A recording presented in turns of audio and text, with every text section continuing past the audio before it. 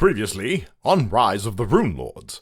After making their way through the portal to an eerily similar receiving room to the one found on Jin Shalast, our heroes quickly found that the door opened not to a windy mountaintop, but to a sheer drop off the side of a cliff. A cliff that Icky quickly ascertained was located on the very same mountain as his monastery. Allowing Tiny Dwayne to reassume his true form as Very Large Dwayne, everyone hopped on and made their way north-ish-ward in search of the village of Marigold. Stopping at a nearby port city to purchase supplies, the party was able to quickly identify Marigold on their map proper and begin their journey in earnest.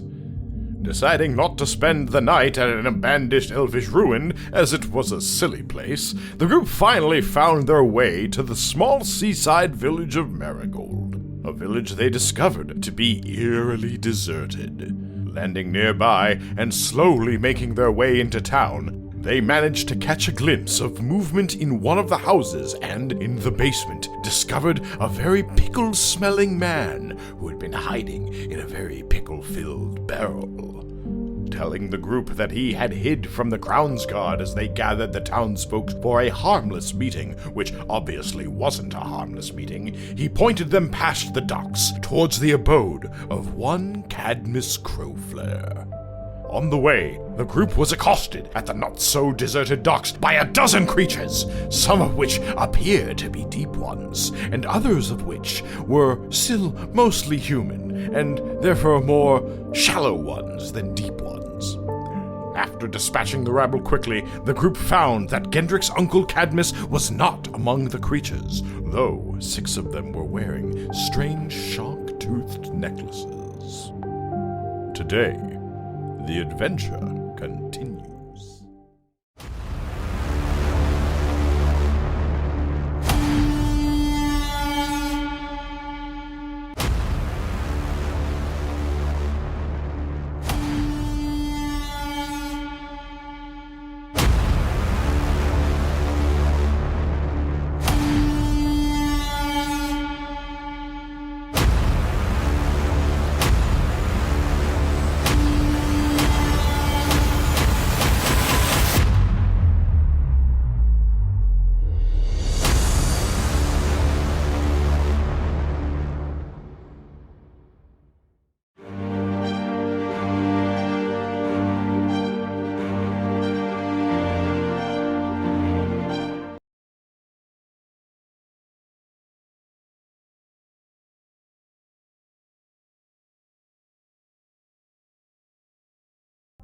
So, as for exactly where everybody, like where you're at, you had just finished the battle. The only thing that you guys did after the battle was look around to see if any of the fish people had a metal arm, and then there were 6 of the little shark tooth necklaces with the Sahedron imprinted on them that were collected.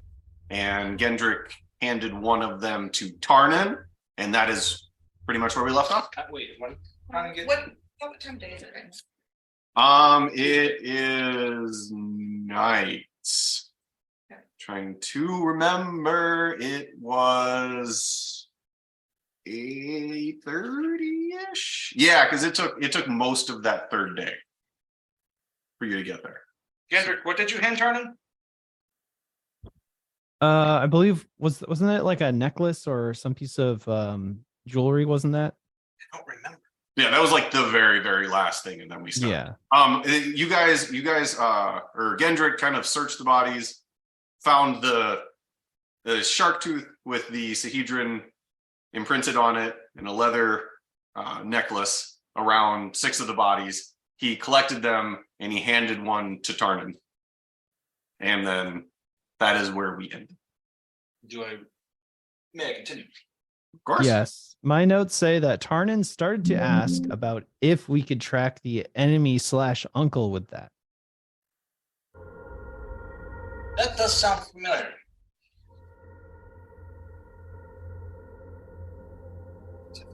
So Gendrick, standing up from searching the corpses of the Deep One, obvious that some of these were town folk, and then tosses the shark tooth necklace to Tarnin. Is there anything we can do with this?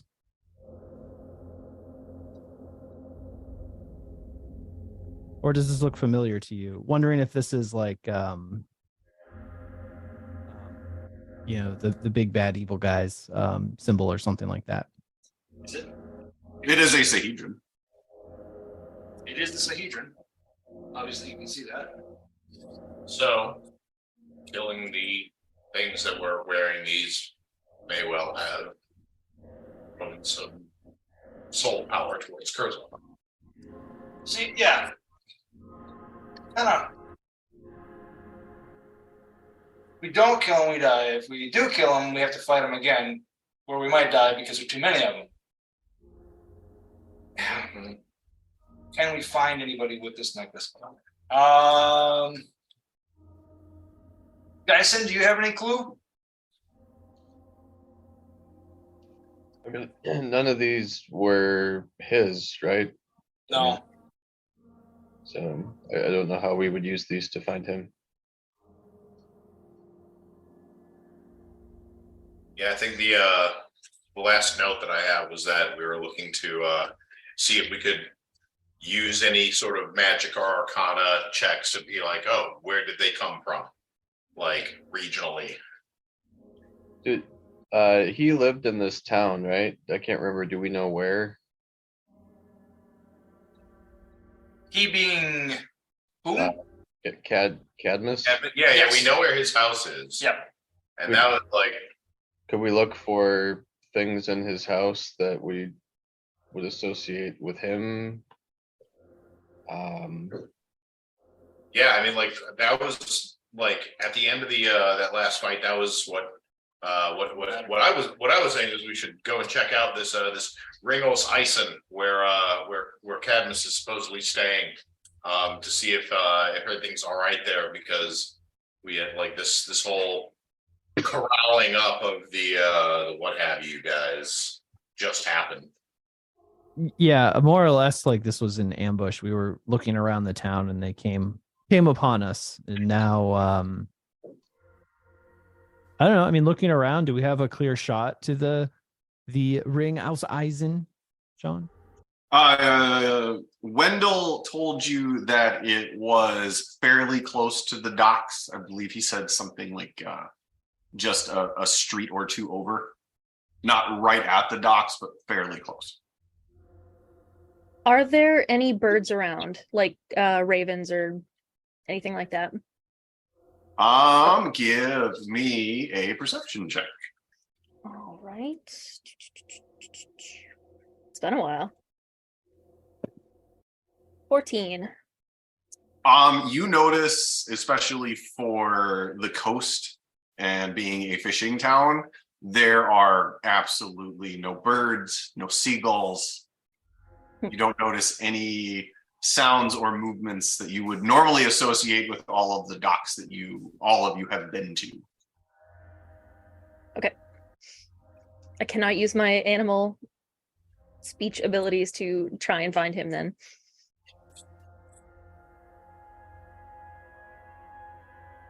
I think if everyone's feeling... Sorry, go ahead. I apologize. Does Grelda say that out loud? Like you can't Sure. find. Okay. Yeah. It'd be like wonder where the birds are. Well, why not use crabs and the other little things that we've stepped over to get your little hermit crabs? Aren't they animals? They are, but the mind of a crab is a very small thing. Smaller than a bird? I will also say you haven't stepped over any permit. Fine. So I'm just curious. So there's no animal life nearby. nothing that that Grelda saw or heard. Okay. With a 14, I know you were looking for animal life. You do, like, on the beach around the bodies, you do see various articles of clothing, a boot, a cap, part of a shirt, pant leg, and they all seem to be like on the beach and kind of scattered in right at the edge of the docks. A couple pieces are hanging over the docks as well.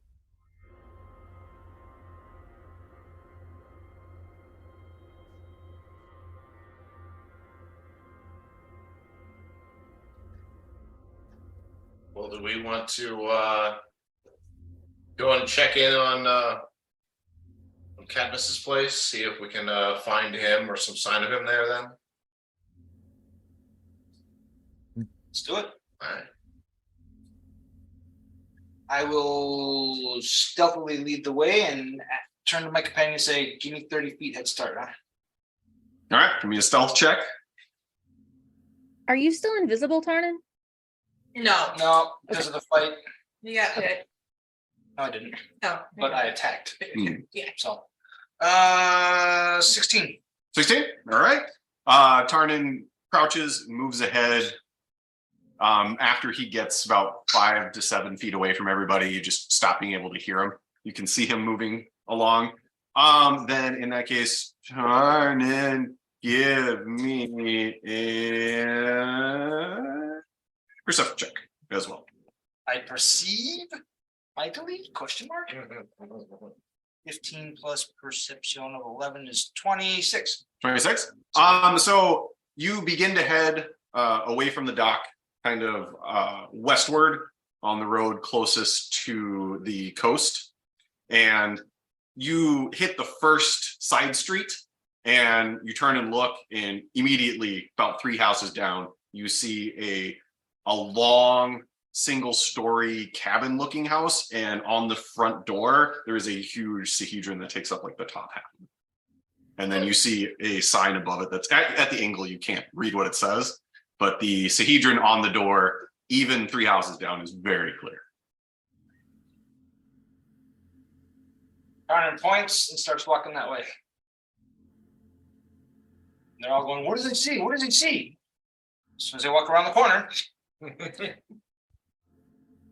Yes, if everybody does follow him, as you hit the corner, you take a couple of steps to turn and follow Tarnan, and it is pretty obvious. It's huge. I mean, it's a 8-foot door, and it takes up at least the top half.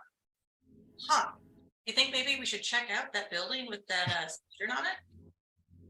Just say it loud enough that I can hear it. Oh, I got you. Yes, I Okay. did. She said it abnormal. So Tarnan messages back to her, hey, you think we should go check out the door with all the big markings on it?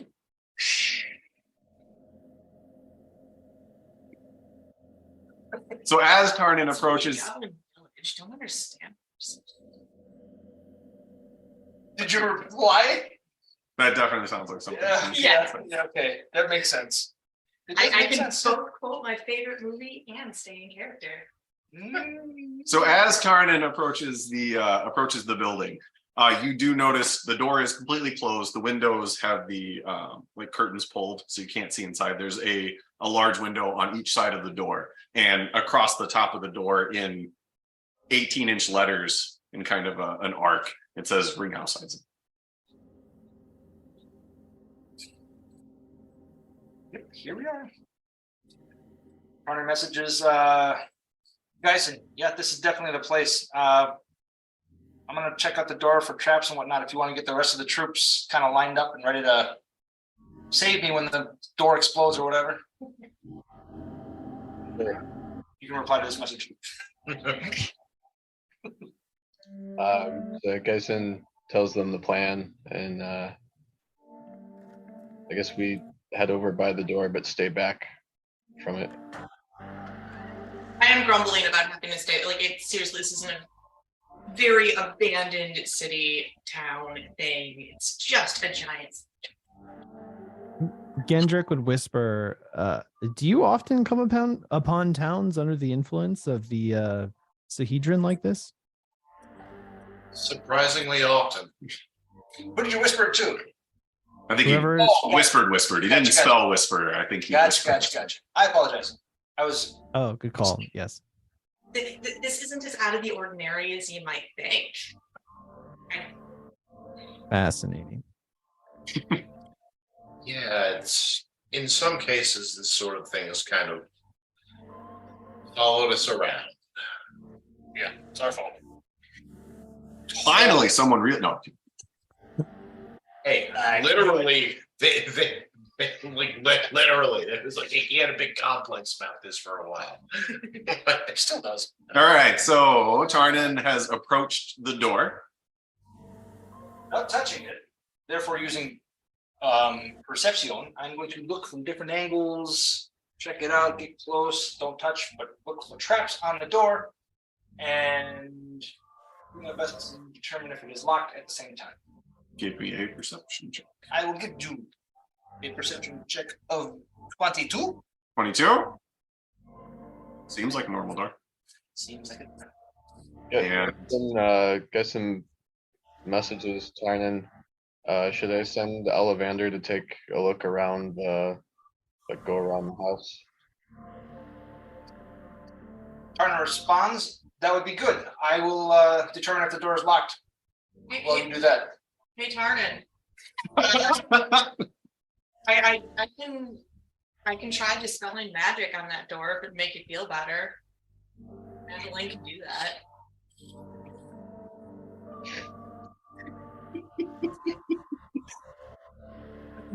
I can turn in character. Well, I mean, as long as you're up here, you might as well just open the door for us. And then Tarnan steps out of the way. Okay. Dyson turns to Grelda. I assume she's nearby.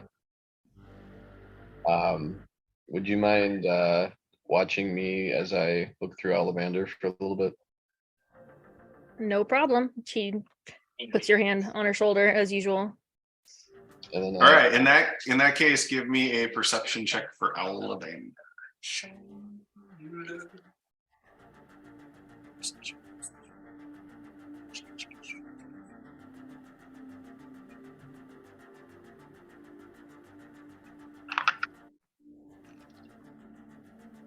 Ooh, 23. 23. All right, so Ollivander takes off. A natural 20, if that matters. Not for perception, not for checks. Skill checks. Oh. Skill checks cannot critically succeed or fail. All right, so he does take a couple of minutes to fly around. During that time, is anybody else going to do anything? I mean, did Tarnan seriously tell me to open the door? Well, if you actually walked up and said something loud about, I didn't necessarily walk up. I'm still with the group. It's in my you said it loud enough to make sure that I heard it from a distance. at least 30 feet away. Yes. I mean, I kind of feel like we're kind of at the base of the porch while you're like up on the porch at the That's a door. big freaking porch. 30-foot porch? I Dude, don't know. this place is It's awesome. a mansion.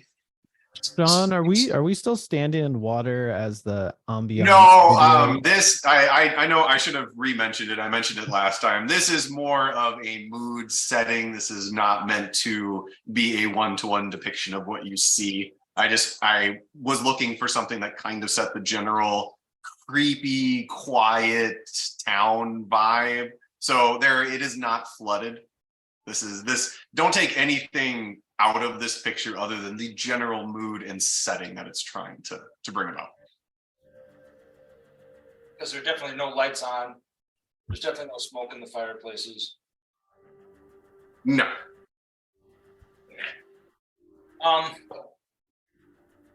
Yeah, Tarnan probably would have said it. I mean, if he said it, then yeah, I'm Damn it. gonna go to the door and Tarnan's gonna step a few feet back. just put my hand on it and try to open it. All right, so pretty much simultaneously, Sanishi turns the handle and the door begins to creak open.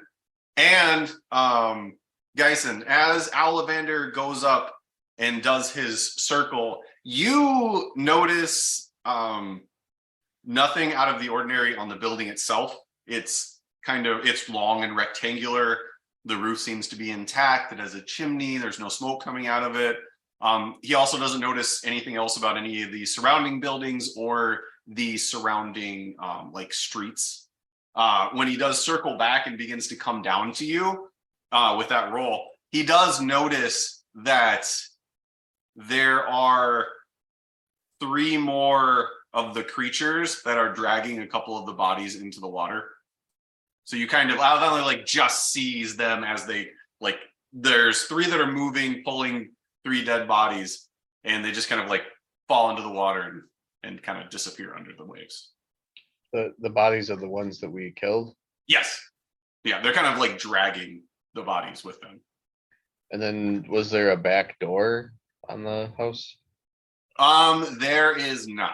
There is another set of 2 windows on the backside that kind of mirror the front, but there doesn't seem to be a back door. There does seem to be a cellar door. It's the same kind of like low angled, like root cellar door that you had at Wendell's place.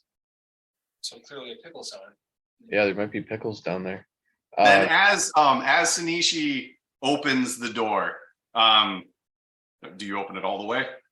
I mean, if it's easy. Oh yeah, It's kinda just it swings. It does and just opens all the way. So as you look inside, you look inside, you notice that it opens into one very large room with closed doors at both ends. The right half of the room seems to be dedicated to cooking and dining. There is a hearth. There is a counter where somebody prepare food, some cupboards, a very small round table with a couple of chairs. The table is covered with papers. And then on the left side, you see a small bed kind of tucked in the left corner where along the wall where the door is. And then in the opposite corner, you see a large 10-foot long, like it's a table, but you can tell it's being used as a desk the way the papers are laid out. There are just thick books stacked up. There's easily 24 that you can see. There's some on the floor under it. And there is just a smattering of papers and inkwells, and there's a chair in front of it, and there's a lantern on one side. And then, like I said, there is a door on both ends of the room. Just a door. What wasn't the door I was probably inside. So is it about now that Ollivander finishes his? I would say, yeah, as Sanishi kind of takes in what she sees, that's when Ollivander finishes his route and comes back to you. So as soon as Ollivander is back, I relay the information about the deep ones dragging the bodies and that there's no back door or anything obvious that looks amiss. And then I message Tarnan and relay the same information. So I whisper what Geisen tells me at a low volume to Sanishi. Sneaky again, okay?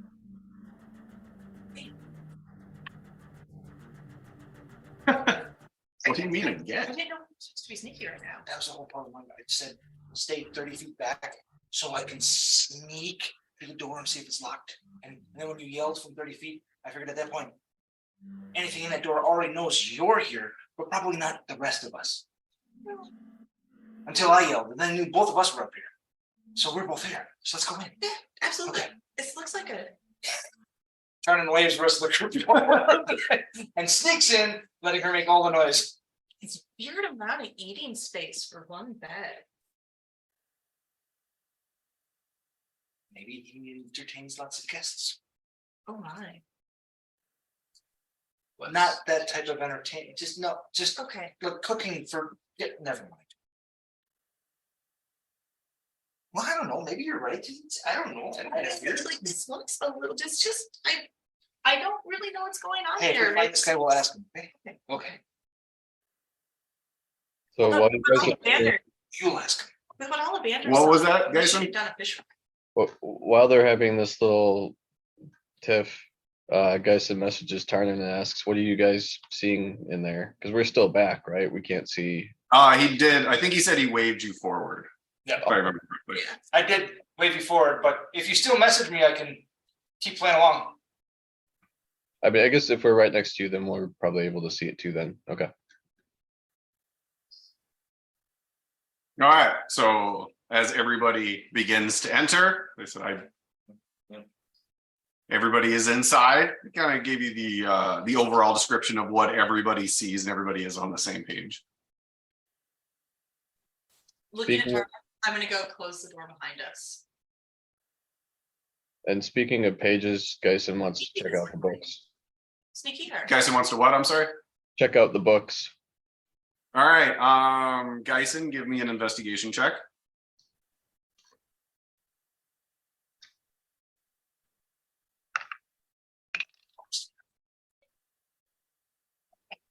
$17. 17. All right. So as Geisen begins, like, you pick up and start making your way through the volumes, the bound large books, it takes you probably a dozen pages to finally realize they seem to be like accounting ledgers, and they go back. The dates you see on the one you look at are at least 10 years ago, and you flip through the pages and it doesn't seem to be anything but accounting books. You pick up a couple of different ones. They seem to be from different time periods, but it seems very sloppy, but it all just seems to be nothing but like business books. Then as you kind of go towards the papers, you do see scribbled notes that, as you look at them, seem to reference the books that you had just looked at. It all seems to be innocuous until you find one small leather bound. It's like half the size of the ledgers, and it seems to be more personal. And as you open it, you realize that it's a journal. And since nobody's here, there you go. Since Geisen and Gedrink aren't there for the props, Nate. Yeah, I have to read it, not unless you want to read it. I mean, I'll read it quietly to myself. Yeah. The journal has entries every day beginning on Desnus 8, exactly 6 months ago today. Though the entries vary in length and details, they cover every day. Most are unimportant, and your eyes move over them quickly. Below are the entries that seem to grab your attention the most. Desnus 8, 4707. After 2 weeks of a most uncomfortable carriage ride, I finally arrived at my home for the foreseeable future early this afternoon. Rote Zauberer was present to greet me as we had established when I finally accepted this odd job. His manner was as friendly as it had been in our correspondence. However, he seemed a bit giddy, might be the appropriate word, at my arrival. He gave me the key and let me into this small, albeit manageable shack. It has the most obnoxious title over the front door, Ring aus Eisen. No matter how much I asked to take it down, he said it was the name of my new employer and it should stay up so long as I'm here and working for them. I detest it, but for the amount of money they are paying me, I suppose I can make some sacrifices. Now, to spend the rest of my evenings setting up my workshop, at least this time alone will give me plenty of opportunity to tinker. Mr. Zauber said he'd be dropping off the first shipment of books tomorrow morning, early, along with some of the tools I requested. Densus 12, 4707. No wonder they wanted me so badly for this job. These books are almost incomprehensible. Worse than that, there are at least 2 decades worth of them. I'm sure there were more at some point, but with what I'm reading here, I'm surprised they didn't just use chalk on cave walls to keep track of things. How any business lasts this long with this disorganized level of accounting, I'll never understand. If they weren't paying me the amount they are, and if it weren't for that contract, I'd give serious consideration to leaving this job. But at least they're giving me ample time to comb through and adjust these books to be accurate. Between them and my workshop, I realize I haven't left the house since I arrived, though my stomach is telling me I must venture out and see what this quaint little seaside town is all about. Densus 21, 4707. No matter how long I spend in this town, I know I'll never fully get used to how some of their more long-tenured residents look. There are a few families that seem to have been in Marigold since it was founded a few hundred years ago, and the member of these families simply look off-putting. They would have a hard time fitting in around Corvosa or Magnalar. Something about them just makes me need to look again to be sure I saw it accurately. Makes me need to look again to be sure I saw it, and then immediately regret looking a second time. They seem to be friendly enough, even more so when they find out it employed by Rigos Ison. Seems they have a large amount of respect for my Sarnath 15, 4707. Another shipment arrived yesterday. More books and supplies, but they filled my entire request list, and then some. New tools, more workbenches, and even some of the more random fibers I've requested they managed to find. I made sure, of course, that the man who delivered it tell his employers that they are getting their money's worth with all the ledgers I am going through, and they absolutely are. But to be able to spend my free time working in such a well-stocked workshop, well, that would be paying mint enough by itself. Of course, I'm not going to tell them that. Sarnath 28, 4707. So I've decided to refer to it as the Marigold look, because I've already grown tired of trying to describe their distinctive shambling gait and their queer narrow head with flat noses and bulgy starry eyes. Thankfully, it only seems to be 4 families that share this trait. I expect inbreeding to be the cause, but to each their own.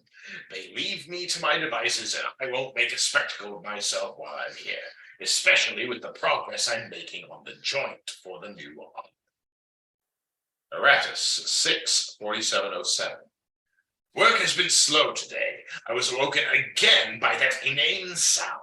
Sounds like singing or chanting or some such nonsense. I don't know who these people are worshipping, but can they do it more quietly, or at least during the day? I can tell it's coming from the docks, since the sound carries almost directly to my ears. Seems they got the idea from their monthly meetings, knowing how well that sound carries from there. Time for another pot of coffee. Rolla 14, 4007, or 4707. I figured it out. It took some sneaking, but at least I know who is keeping me up on these random nights. I was right that a couple dozen people gather at the docks and chant nonsense, but they also put these odd things around their neck, and 2 or 3 of them jump off the docks into the water, and everyone else leaves. Last night, I stayed out for 30 minutes to watch, and not only did they not come out of the water, they didn't resurface either. I spent the entire night terrified they'd killed them until I saw all 3 at the market, smiling and happy as can be. I know I saw them go under, but not come up. Maybe they can hold their breath for an inordinate amount of time. Very odd town, very odd. But I've managed to keep all 3 of the grips to work simultaneously on the arm, so that's something at least. Lemsham 10, 4707. The monthly town meeting just finished. It's odd to me that such a small town holds meeting every month like clockwork, always on the 10th, and not a single person misses it. I've never seen them reminding each other about it, or yelling through the town, or having someone track down who forgot about it. They all just seem to know and head down to hear a handful of people bring up issues, or upcoming holidays, or complaints, or what have you. For a fishing village, they are very organized in that respect, not like these books. I've made it through the first 5 years so far, and it's put every one of my considerable talents to full use. Sloppy would be the most generous way to describe their finances. Ringos Alcin, they should call themselves, we don't know how to keep track of our money, the fools. Neth 1, 4707. I just had a charming visit with Rote Zalberer, whom I hadn't seen since I first arrived. He brought yet another shipment for me of both ledgers and supplies, and was very curious to see my progress. Of course, once I showed him how far I'd gotten, he seemed extremely pleased, mentioning how their faith in my talents was not misplaced, and how they'll need to keep an eye on me so someone else doesn't steal me away from them. I offered for him to stay the night. I know the place isn't the most spacious, but I know I could make room for a guest for the evening. But he begged off, saying that he was off to Horace as he was waiting for word regarding another in their employ. Net 6, 4707, 2 days ago. I am beginning to believe this chanting is going to drive me insane.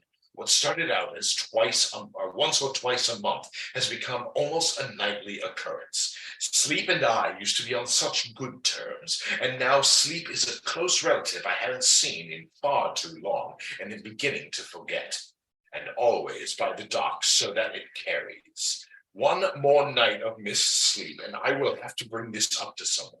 A great mind simply cannot work at its full potential if it is not afforded the amount of sleep necessary for full recovery. And that is the last entry in the journal.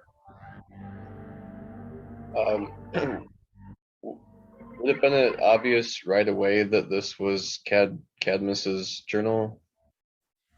I mean, mentions of the arm, I think, are. Oh, you can leave it over there in case you guys. I did put it on Discord as well. I'm sure you guys saw it, but it is. I put the text on Discord as well. Was his name on it or something? Like, would there be a way for me to tell? Like, his name was not on it anywhere. I would say that you all are intelligent enough that you were intelligent enough to put that together. Thanks, amending. Not all of you, but you, Geisen. You would be able to make that assumption. okay, well, once I read far enough that I could tell, like, I felt like I knew it was his, then Geisen would have stopped reading and given it to Gendrick.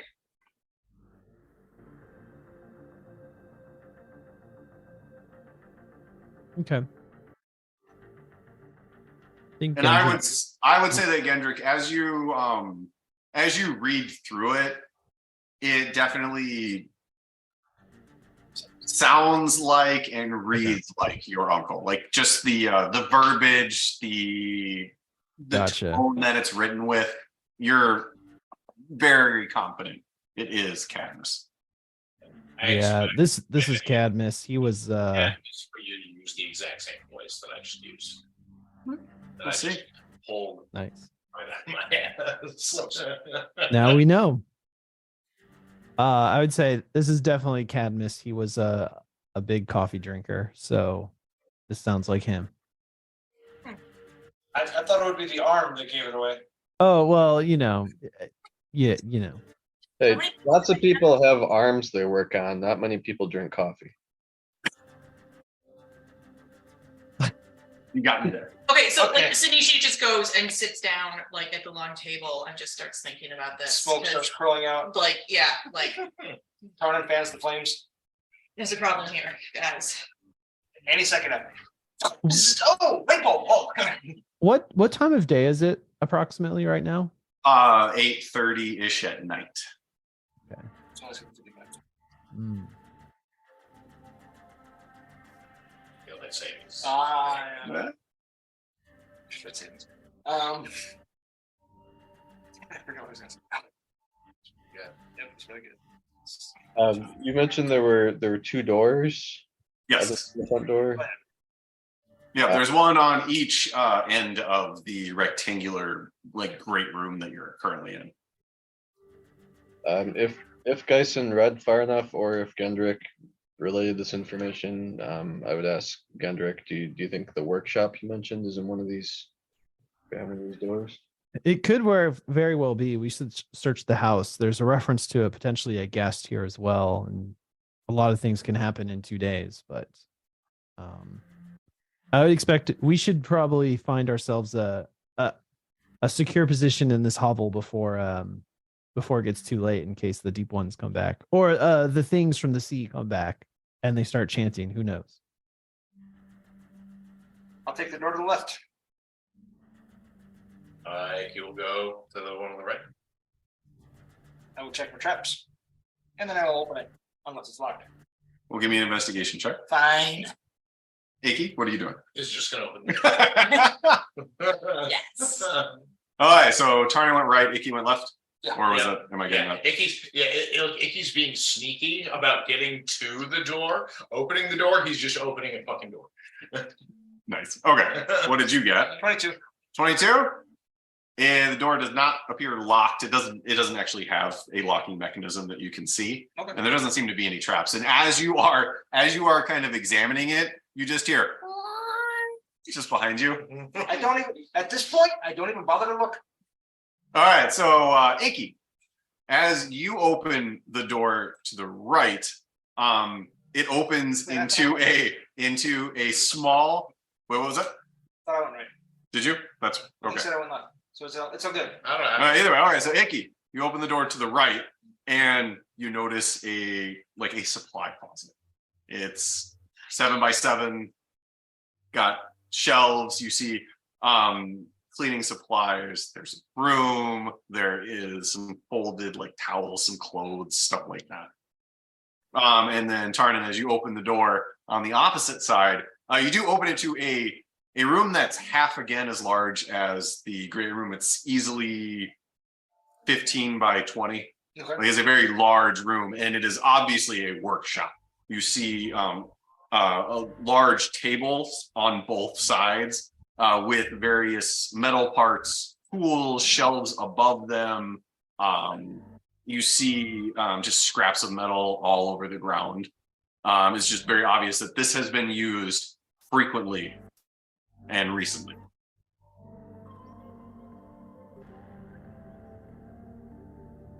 Tarnan looks over his shoulder to see if Icky's actually doing anything other than staring into a broom closet. No, then he kind of motions forward and he starts,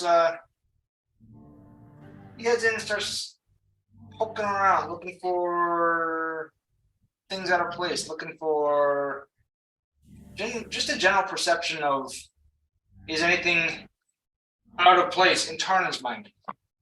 That give me an investigation check, Right. if that is what you're trying to figure out.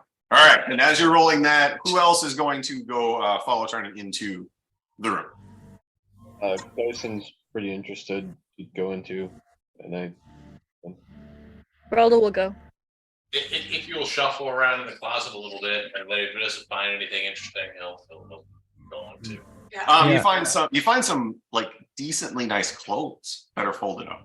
What color are the clothes? What kind of clothes are they? There is you do find a tweed-ish jacket that is a deep purple. Okay.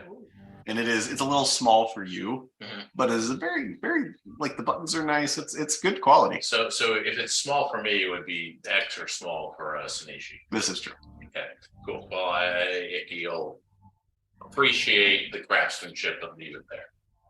All right, then, Tarnan, what did you get? And does anybody else want to do anything in the room?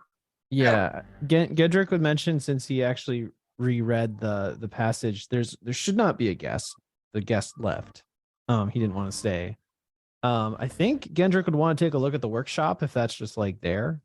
Maybe in more detail.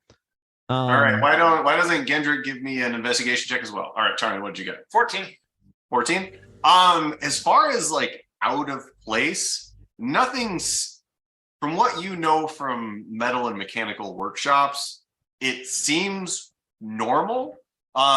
You are not familiar with all of the tools and some of the like scrap pieces of metal that are put together with the joints, and just like you have not seen them before. Right.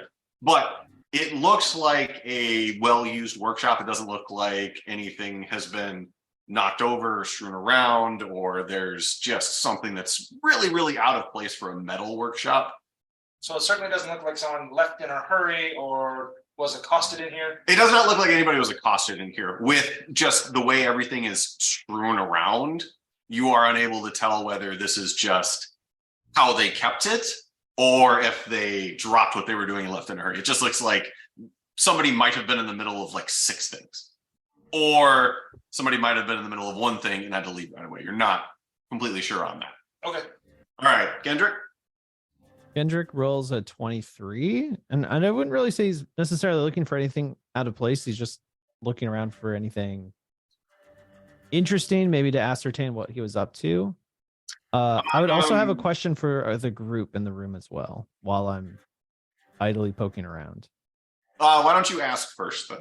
The question I'd be like, I for some reason I thought the Ring aus Eisen was a place, but the diary seems to indicate that it was a organization or an employer. Has anyone ever heard of that? Kind of looks back and forth and then turns around and just starts poking around the workshop. I would say that nobody has heard that particular term before. And the Rot Zauber also does not bring anybody's recollection in particular, since that was the only other like proper name that was mentioned. Yeah. As for you looking around, you do notice 3 items in particular that pique your interest, Kendrick.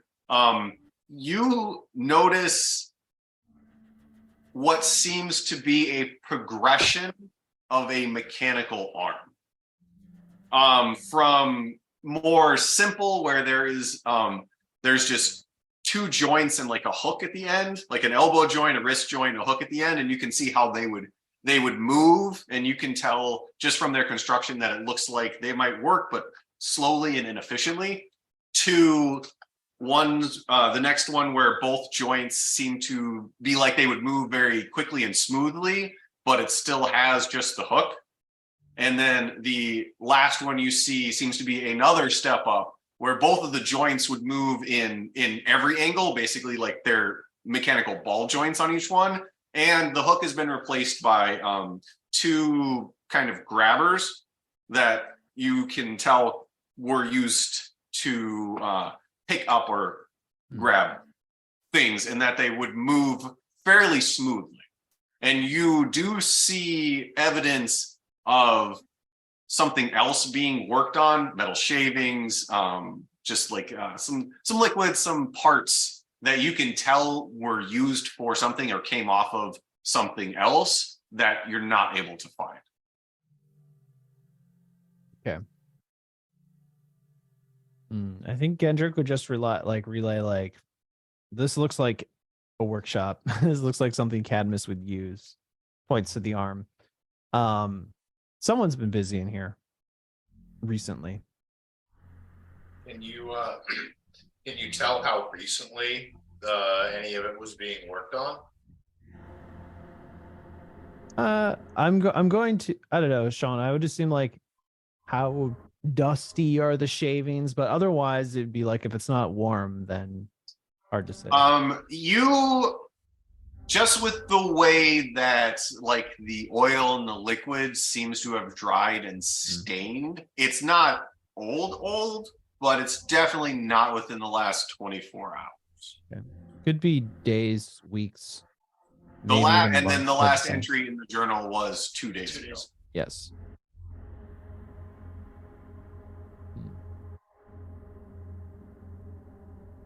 And as you're looking around, Kendrick, I'm gonna ask if I can flip through the journal a little bit. And assuming you hand it to me. Yeah, he'd pass it over. Sweet. Guys,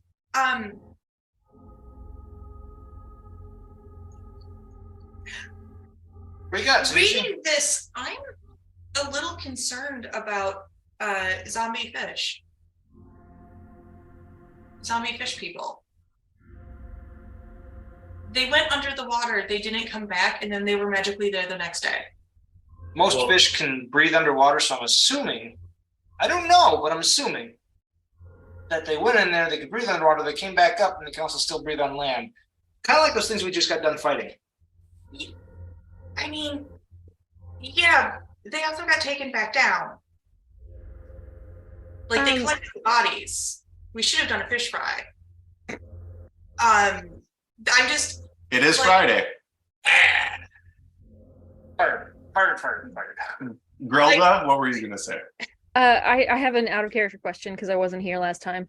Why did they attack us? Like, did we do something, or was it literally just an unprovoked, like... the group had gone down to the docks because it was you had to go through the docks to find Cadmus's house. So as they approached the docks, they came out of the water. But if these are the same people, they didn't attack Cadmus the same way. So it's not like it's clearly a different scenario. Either something was protecting Cadmus, which seems unlikely since he talked about these people as if they were smiling and like acted like normal people. So I don't know. It's interesting that they attacked us. Like, why would they have done so? It's been 2 days since the last journal Zombie entry. Bitch. Maybe something happened. Maybe Well, whatever they were were checking out- they were people in the market. They weren't monstrosities. Maybe they looked a little bulgy around the eyes, but He didn't give a good description. I mean, it's not really his strong suit. oh, I was saying, because like, yeah, I know, I can tell you from experience, some people do shy away from using terms such as green to describe skin color. I don't know why. I think it's a racism thing. Not positive. But never picked up on that. Yeah, Cadmus is from an older generation. All right. Speaking of, I don't know. Speaking of bad transitions, everybody ready? That was a really Actually, bad. I'd like to have one more non-related thing because that actually just reminded me. I've been on a cozy fantasy kick for a while. Legends and Lattes was the first one that I read. Read another one that wasn't quite as good, and then I just finished Cursed Cocktails, which has like no plot, but that's fine because that's not what I was reading it for. However, the main character served in the military for 20 years and just got off of it. And it's actually really cool to see how many people are like, thank you for your service. And they're really honored and treated really nicely. And there's like no downside. Like it was, I don't know. It occurred to me that it would be something that Sean or That other guy. that other guy. Well, okay, I live by titles and it says Tarnin, and now my brain cannot think of your real name is Bill. But yeah, I can see Tarnin and I'm like, you can't call him Tarnin. Well, I know who you're talking about. Once we get back into the session, you absolutely. Oh, and the other thing, Sean, this particular book, the main character, or I guess the secondary character that you meet might as well be Grelda. Like it's called Cursed Cocktails because they make a bar and they make their own cocktails and stuff, and the descriptions and everything are very, very Grelda. Interesting. Well, it looks like it's still relatively new, as in it came out this year, so library probably won't get it for another 6 to 12 months. 5 years. Not that far behind at all. Yeah. Actually, I mean, I'm especially given how many levels things have to get to. I know, librarian.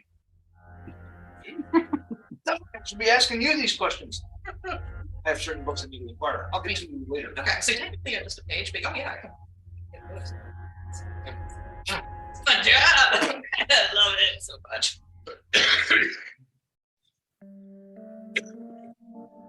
Although if we don't have them in our system, I would be telling you to get another library loan. No, because we can get books from anywhere. We got them from Alaska. Okay. So like, yeah, so like if our system doesn't have it, we can reach out to other systems and get it for you. Okay. Like the Madison libraries.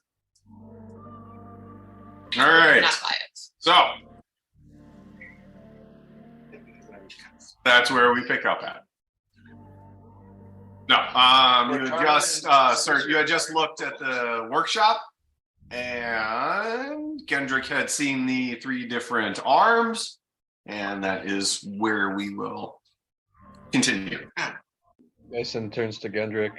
Could WD-40 use an extra arm? Well, I'll never say no to some scrap metal, so Gendrick will take the arm. The most finished one. Okay. Doesn't necessarily have time to start, opening up the workshop, so to say, but he'll take it with him, and then maybe he'll give it back to Cadmus if he's still alive and not a fish person. You can it's with the joints. You can fold it up as much as an arm can fold, and it fits in your backpack pretty easily. Sweet. Other character, Geisen read through the accounting journals. Was he able to get a sense of what kind of business it was or anything? Give me an intelligence check.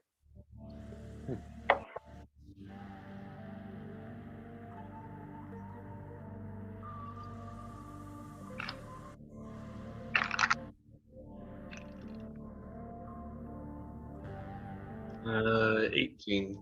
18. At first, when you were looking through them, they seemed pretty innocuous. There was purchases for a whole bunch of random, like, cleaning products and carpentry things and just things you would, like, it seemed like there was 7 or 8 different types of businesses, like, types of purchases, which made you a little confused. And as you kept going further and further into the books, you begin to notice that these purchases for like a broom or X amount of a specific type of wood were more codes than they were specific products. I would say you weren't able to pick up on what those were, but you were able to figure out this isn't just like this is not a legitimate business. This is using these books in a way to mark purchases that you want to keep track of, but you don't want to just specifically say what it is. But as to what those purchases might be, you're not able to. With the time you spend with it, you get an idea that if you spent enough time, you might be able to figure it out, but you don't know how long enough time might be. Okay. And was there anything in the journals that seemed like it would have anything to do with the Red Wizards or anything? Nothing specifically that would make you think of the Red Wizards. Again, it's all, if you just looked at the surface, it's all pretty innocuous. It seems like business ledgers. It wasn't until you like dug into it and just with the study you've done, you're able to kind of pick up on some inconsistencies that made you look deeper. Okay. And were there any that looked like they were freshly written, like maybe the ones that he was working on or creating based on the mess of legends? You didn't know in this in the books you looked at, you didn't notice any more recent than 7 to 8 years ago. And from what was written in the journal, you can tell that Cadmus had started with the furthest back journals and kind of been working his way forward, like balancing things from as far back as they gave him. And that he had mentioned that they dropped off more books. So you could tell that he was starting far back and kind of beginning to work his way towards the present.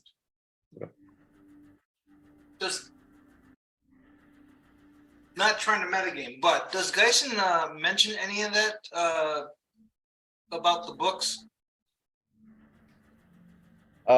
Yeah, he would mention to the group that I can't really tell any details, but I can tell that the business that these accounting books are for is pretty shady. Like they're trying to hide some of what they're doing. Do you mind if I take a look? Be my guest. I use Thiefscan and try to translate it. I would like to congratulate you on like just the first time in almost 5 years we've been able to work that in where I have something ready and you actually use that. That's awesome. No, I I'm like not sure if that's an insult or no, it's the timing. Only 5 years. There's been times where you've tried to use it where there isn't anything there. Yeah. And there's been times where I've kind of like, it would make sense. Like if he asks, I can give him these things, but you never really check anything. So it's just one of those things. Thiefscan is a rarely used usability. That is an attaboy. You, Bill. Years. Only 5 years. As you look through them, you do notice the way specific products are misspelled. It's not anything like you can't, it might be just the way they wrote the letter. It might be, oh, there's an extra letter or it's written phonetically or just like as somebody reads over it. It's one of the things that tipped Geisen off, but it made you look deeper, but you couldn't tell anything about them themselves. But as you look at them, you notice the patterns and the way the words are misspelled. You can tell that some of them are extortion payments, specifically. Just the way they're misspelled, you're able to pull out extortion kidnapping ransoms, things of that nature. You can tell that this is definitely a more criminal organization. I hold the book lower down to guys and said, "Oh, well, here. This is this. This means this. This is an extortion payment here. Don't ask me how I know this. This means this is how many people they were moving. This is the goods that were traveling." Nothing in the book gives you a sense as to the owner of these, just what kinds of transactions they were. Any idea why a business like this would keep accounting journals like this?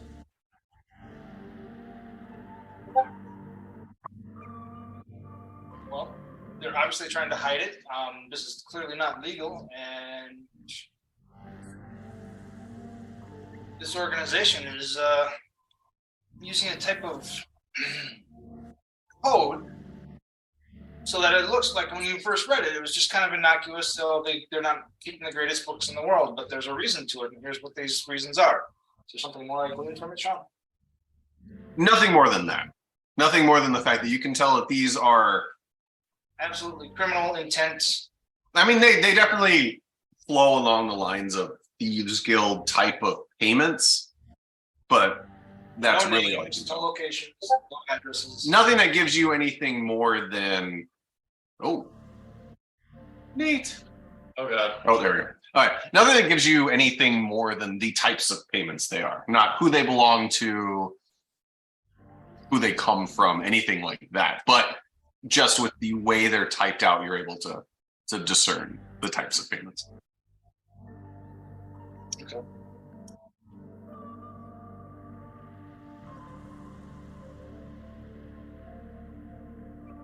Tanishi's conclusion is that zombie fish do bad before.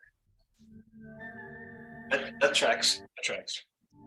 Out of character, I think we should probably spend the rest of the session just combing through these books. Yes. No. You got your accountant. Out of And this is where Sean pulls out a typed out and printed out account document. I would like to remind us we are attempting to wrap this up so that we can leave the evil D&D overlords behind. Nah.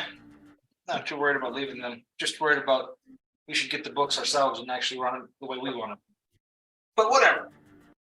It's more D&D Beyond, honestly, because we have the books. Yeah.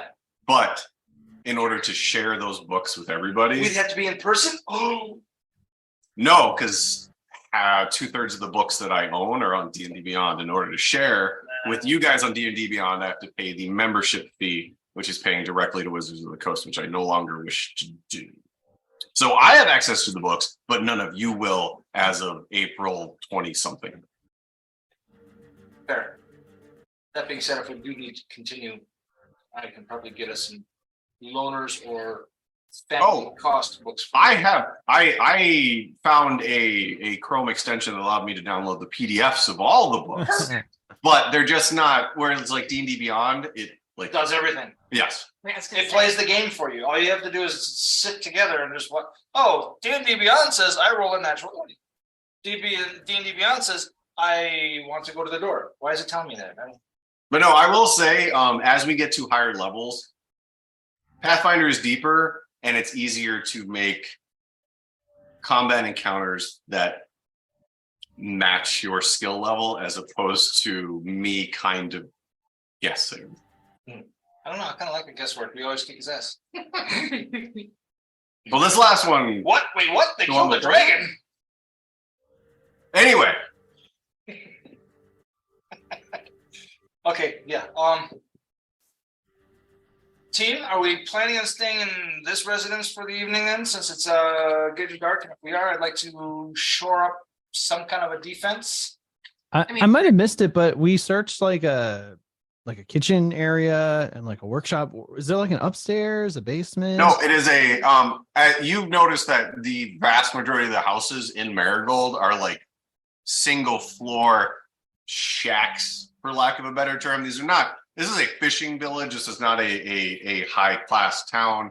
These are good enough houses, but nobody in the town seems to be particularly well off, like wealthy. Geisen does remind the group, though, that Ollivander did spot what looked like the entrance to a root cellar in the back. Well, why don't we go check that out? Yeah. Yeah, absolutely. No signs of an entrance from up here, huh? Not that anybody has found, no. While we're walking to the root cellar, Gendrick will ask, I've heard tale of adventuring parties who can travel underwater. Have you ever had to do that before? Just wondering. No reason.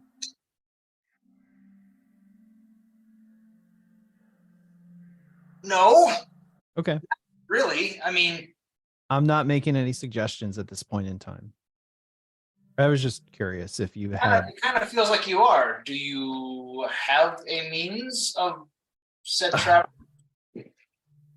Given enough time and a fully staffed workshop, Oh, Lord. perhaps, but I don't think that would apply here. And also, I certainly wouldn't want to go into the realm of a water creature.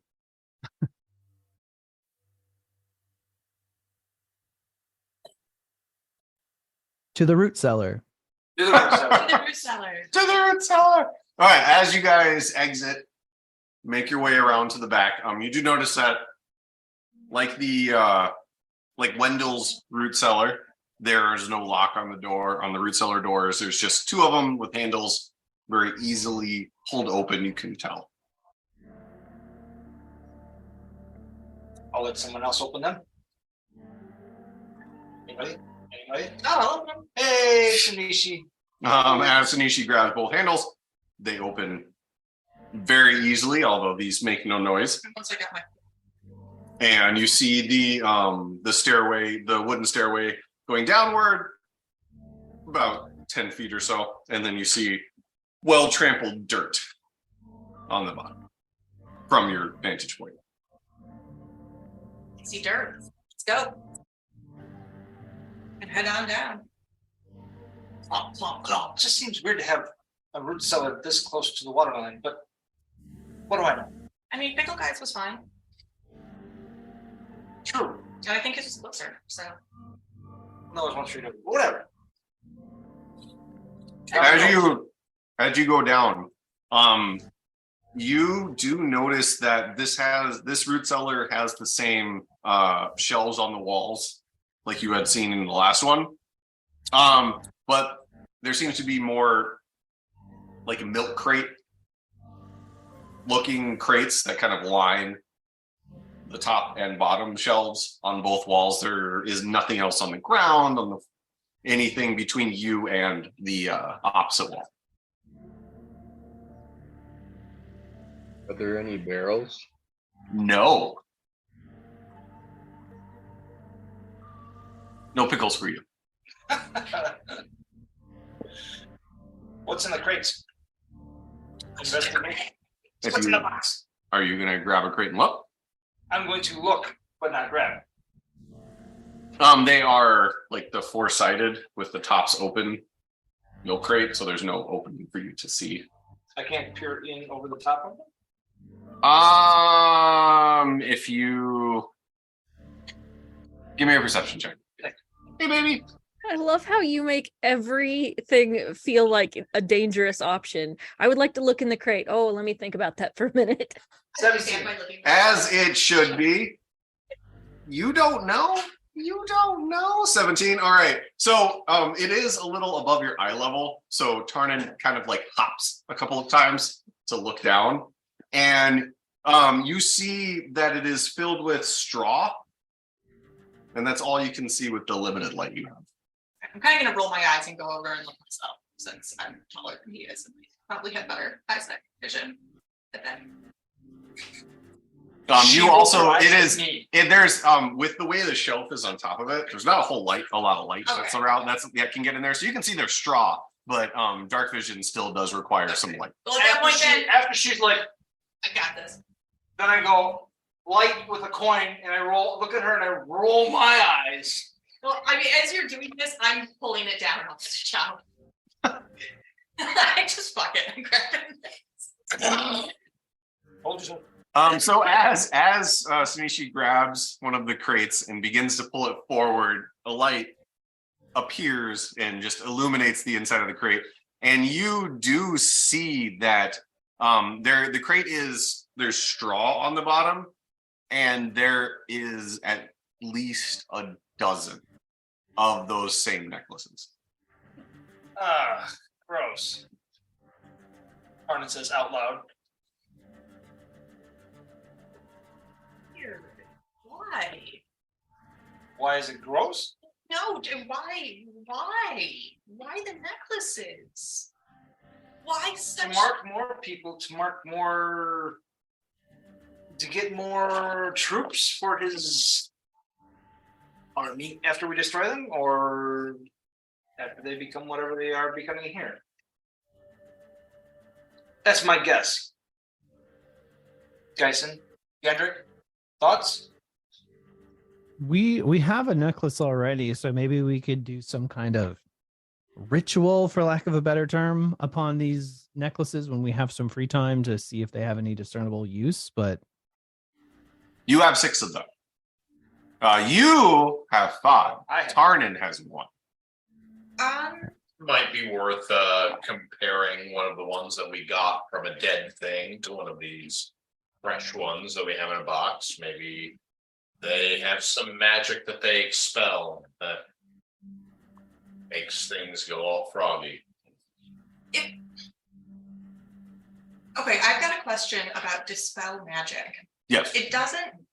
Would I be aware of magic being dispelled, or would it just kind of go away and I'd be standing there going, "Well, I hope that did a damn thing." I would need to reread it, but I don't believe there's any verbiage in dispel magic that says you are aware of magic you dispel. Okay, and that would need to be there. Okay, so that won't help us. Yeah, I I mean, it could make one safe. I mean, I can also do protecting good and evil.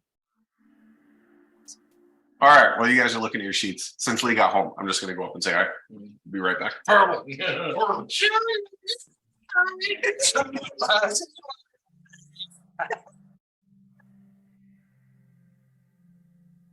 Sean's happy with his family.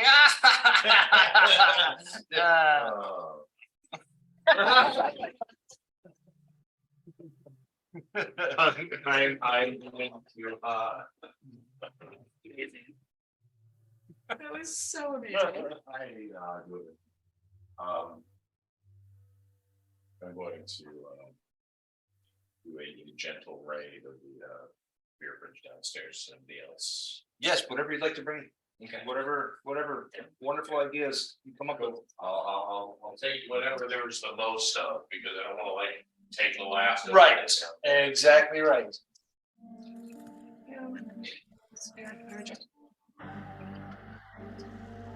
I'm running out of ideas. Dude, we gotta go find something. Yeah. I mean, we need to solve this.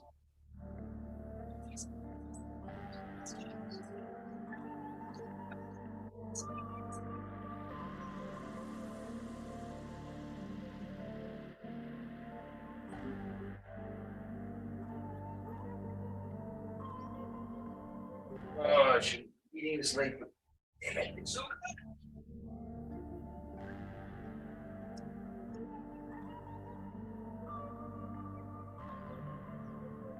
And I've had a bowl of total using sausage.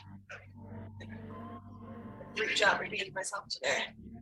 I had 2 really big sandwiches. You're a really big Sam. I'm a really big sandwich. Would you like a quick rinsey rinse of your glassy glass? Is it required? What do we got? It's a manic way. I haven't had it, so let's do this. Yeah, I had another like there. I don't think I have. It's the night that we were supposed to go do the thing, and I didn't do the thing.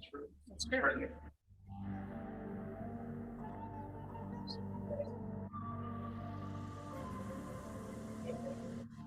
Yeah, it's any crap came like that.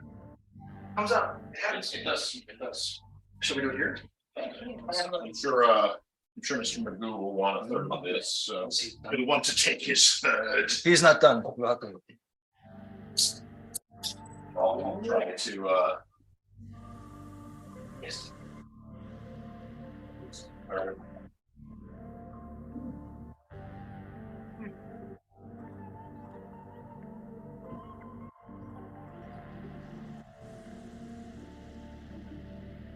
Yeah. Yeah. Like if you cracked it open. Well, I went downstairs and found one and cracked that open. Oh, there was one in. I didn't That's read okay. that. Well, I was went Ready? Which one's it? that one. This one? Sure. That one. Yep. Which one? Whichever one you go. Put back. I think That was married anyway. Just one Yeah. more heading. Here you go. I feel like that's a third. No, I was just wondering which one I drank out of and which one you drank out of. Oh, in that case, this. Oh, Yes. I didn't care which one had more or less. Well, There's beer, right? That's all that matters. Livy is gonna come down and say goodnight to me. I spit all of it. So Oh, Trying to through the can? I mean, that's gonna. This is. actually, like Well, with each glass, I just like put my mouth over it. Well, didn't you know the best way to pour beer is to lick the inside of the glass first? It's true. Did you like baby bird the beer back into the glass? Yeah. I Gargle. That's why that's one of the ones that Lee, since you're reading Lovecraft, there's a podcast by BBC called The Lovecraft Chronicles, I think it is. That sounds right. Haven't heard of it. The Lovecraft Investigations. It is really, really good. It's got 3 seasons. Each season basically takes a different Lovecraft book and tweaks it to a more modern setting. It is excellent. I've done all 3 seasons. It's awesome. It's really, the production values are top notch. Nice. That's up my alley. I'll be checking that out. Actually, I had not read.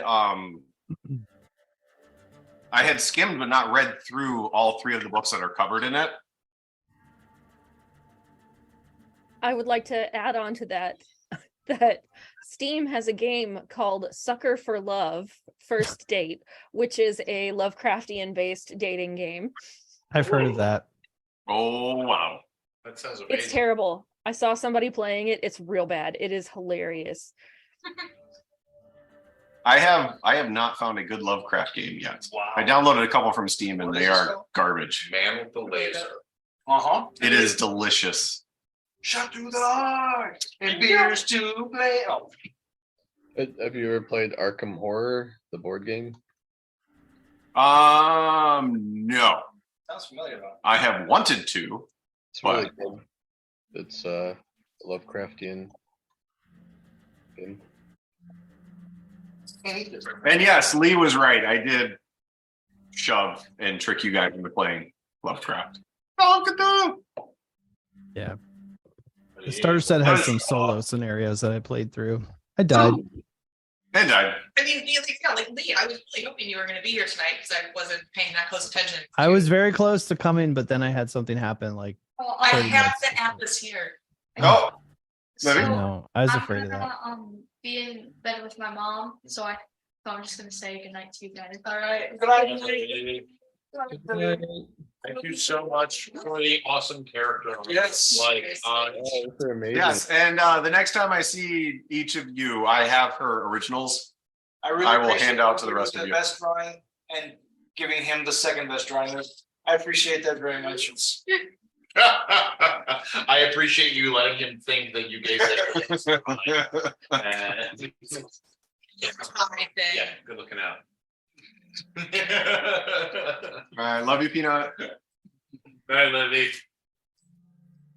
Yeah, she was very, very excited to give them. So good. They really are. Like being like kid. It's like Yeah, her seeing her drawing steadily improve. It's awesome to watch. And she finds like YouTube tutorials and she draws. We probably go through like a full sketchbook a month. Yeah, We just keep buying for her. because like I've seen her, but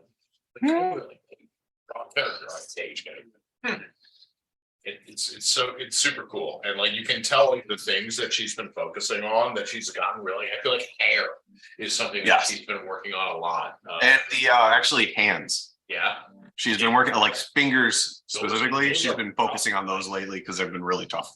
They're hard. There's a reason why Simpsons don't have that many fingers. All right. You are in the root cellar. You are holding a crate with about a dozen of the shark tooth necklaces, and you were talking amongst yourselves. And that is where we'll pick back up. Are there like a ton of crates down there? There is probably 10 on each side. They're probably 12 by 12, maybe a little bit bigger, but like foot by a foot square crates. Dyson walks over and just picks a random one from a different shelf to just see if it contains the same thing. I'm sorry, Geisen, you're not tall enough. All right, well then Geisen uses Mage Hand. Well, how Mage hand would work. You'd be able to pull it off and hold it. Yes. Sorry, I was about to tell you grabbed it, and then I remembered how tall I said they were, and yeah, you're just too short. But as you pull it off, you do see that there is the straw in the bottom, but it is empty.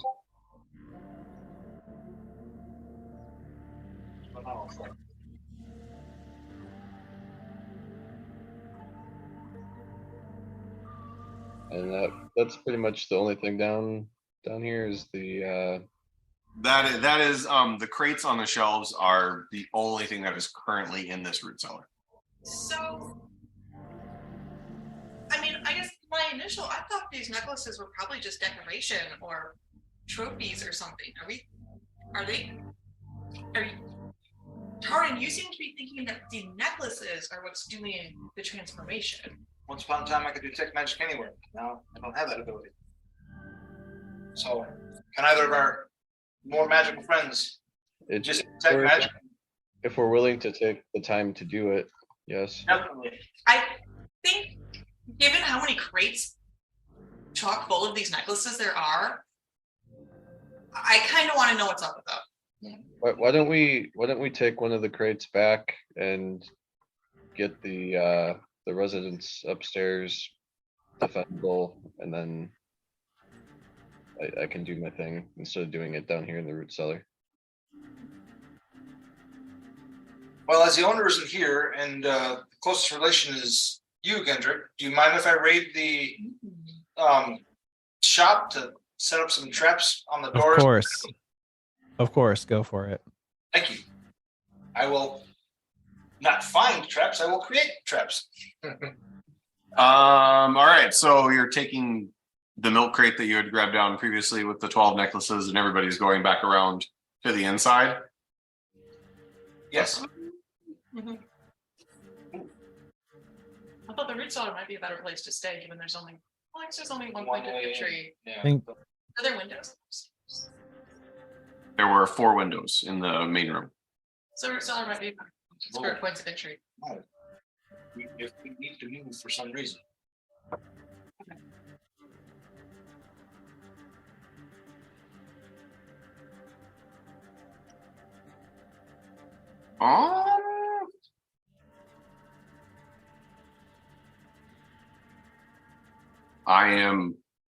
What kind of traps would you want to make? I don't really know that there is a mechanism in D&D 5e for creating traps. There's got to be one for set traps. I mean, you got one for find or remove traps. You've got to have one for set traps. If you want the same idea, you need materials to set a trap. That's why I said I went to the I made sure that Gendrick was cool with me raiding the lab.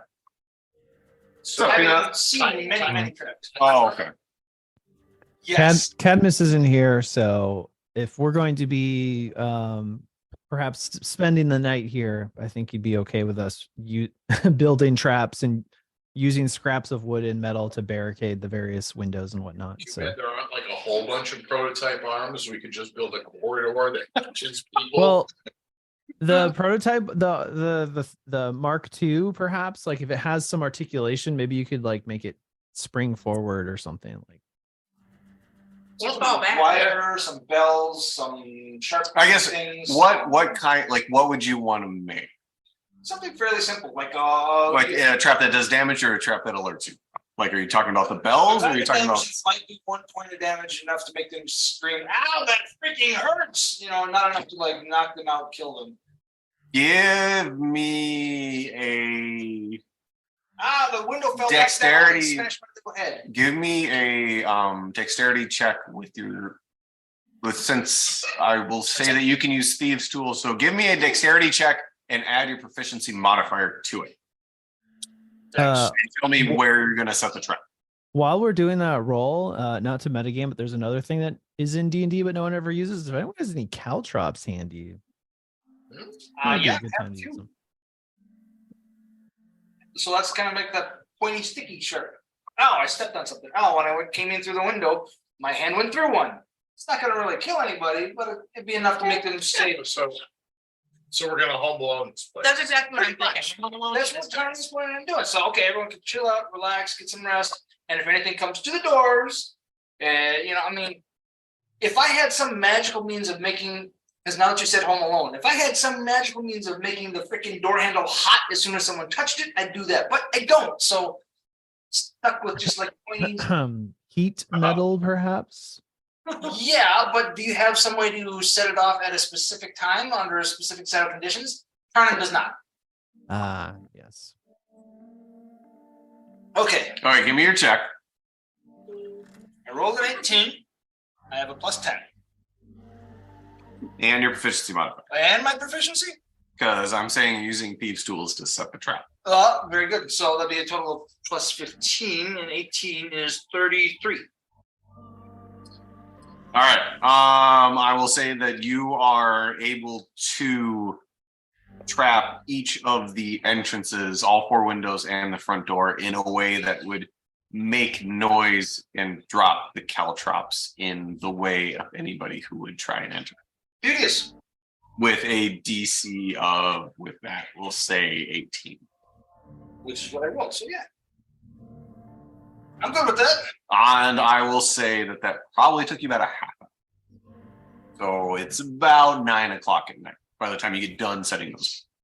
Question. I, Are there any like top sills or anything like at the top of the window where there's like a tiny ledge or above a doorway? There's the door frame itself. This Okay. probably sticks out about half an inch-ish. An inch, Alright. maybe. I was gonna have Grelda just put a bucket of water up there because that's the closest thing she knows to a trap. But that's not enough, and she wouldn't try. I thought you were gonna say she was gonna put a muffin up there. Yeah. Battle muffin. Yeah. One of What? one of the stale muffins attached to a rope that swings down and like hits into the head. Who needs a fake? Yeah, that's stale. I just thought she was gonna just take Sasha and just kind of position her on that ledge, That just- seems like just You open the door and Sasha just goes, "Shkla!" Besson asks, should I magically lock the door as well? Yeah. What if we magically lock the windows so that they have to come through the door and we can leave through the windows if we have to? Or vice versa. I can magically lock 3 things. well, 3 of the windows. And then we'll stay away from that windows when we decide to sleep. That way, okay, yeah, I like that. Plan.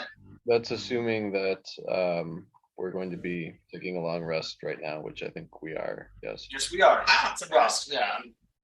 I Um, honestly suggest Are the windows the kind that open, or are they just? They're sliding. And there's 4 of them. Yes. So which 3 would you like me to lock then? 2 on the right and 1 away from the door on the left. And then we will all just sleep. I can lock all of them now that I think of it. I will use the Pearl of Power to restore a 2nd level spell slot. and then I will cast. Like, You remember? I've used it before. It has been a significant amount of time since the last time you used the Pearl of Power. That's fine. It's great. I do chuckle when you guys have things that you don't use for a significant amount of time. So that's all. I have So, some yeah. great Home Alone spells, but they all only last a minute, so I'll hold off on those. I was looking at mine. It's like I could possibly help with the bucket thing, but only for 10 Yeah, I have minutes, grease, so- heat metal. Like, there's some solid options in there. Oh, no grease. We've had experience with grease. No, grease almost killed me. a hunting trap. Put it in front of the door. Why not? Or under the unlocked window, actually. He was able to get all four of them. Oh, you're right. How long does that spell last for, Geisen? Is it indefinite? I believe so. Let me see. Okay, because you guys did. You also used that on the box with the artifact in it. What's the the box? scales in it? Oh, that's right. Mm. Until dispelled. Yep. Okay. And I'll set them. I can give it a password. Tyrannosaurus Rex stomach. I mean, it worked once before. Yeah, let's not use the same password limit though. No, I suppose it is kind of a security thing. I too many people who work in security here. Yeah. I mean, we could do it because D&D character wouldn't think of that, but it would bug me for days, weeks even. If I use arcane lock too much, I'm gonna need like a medieval password manager.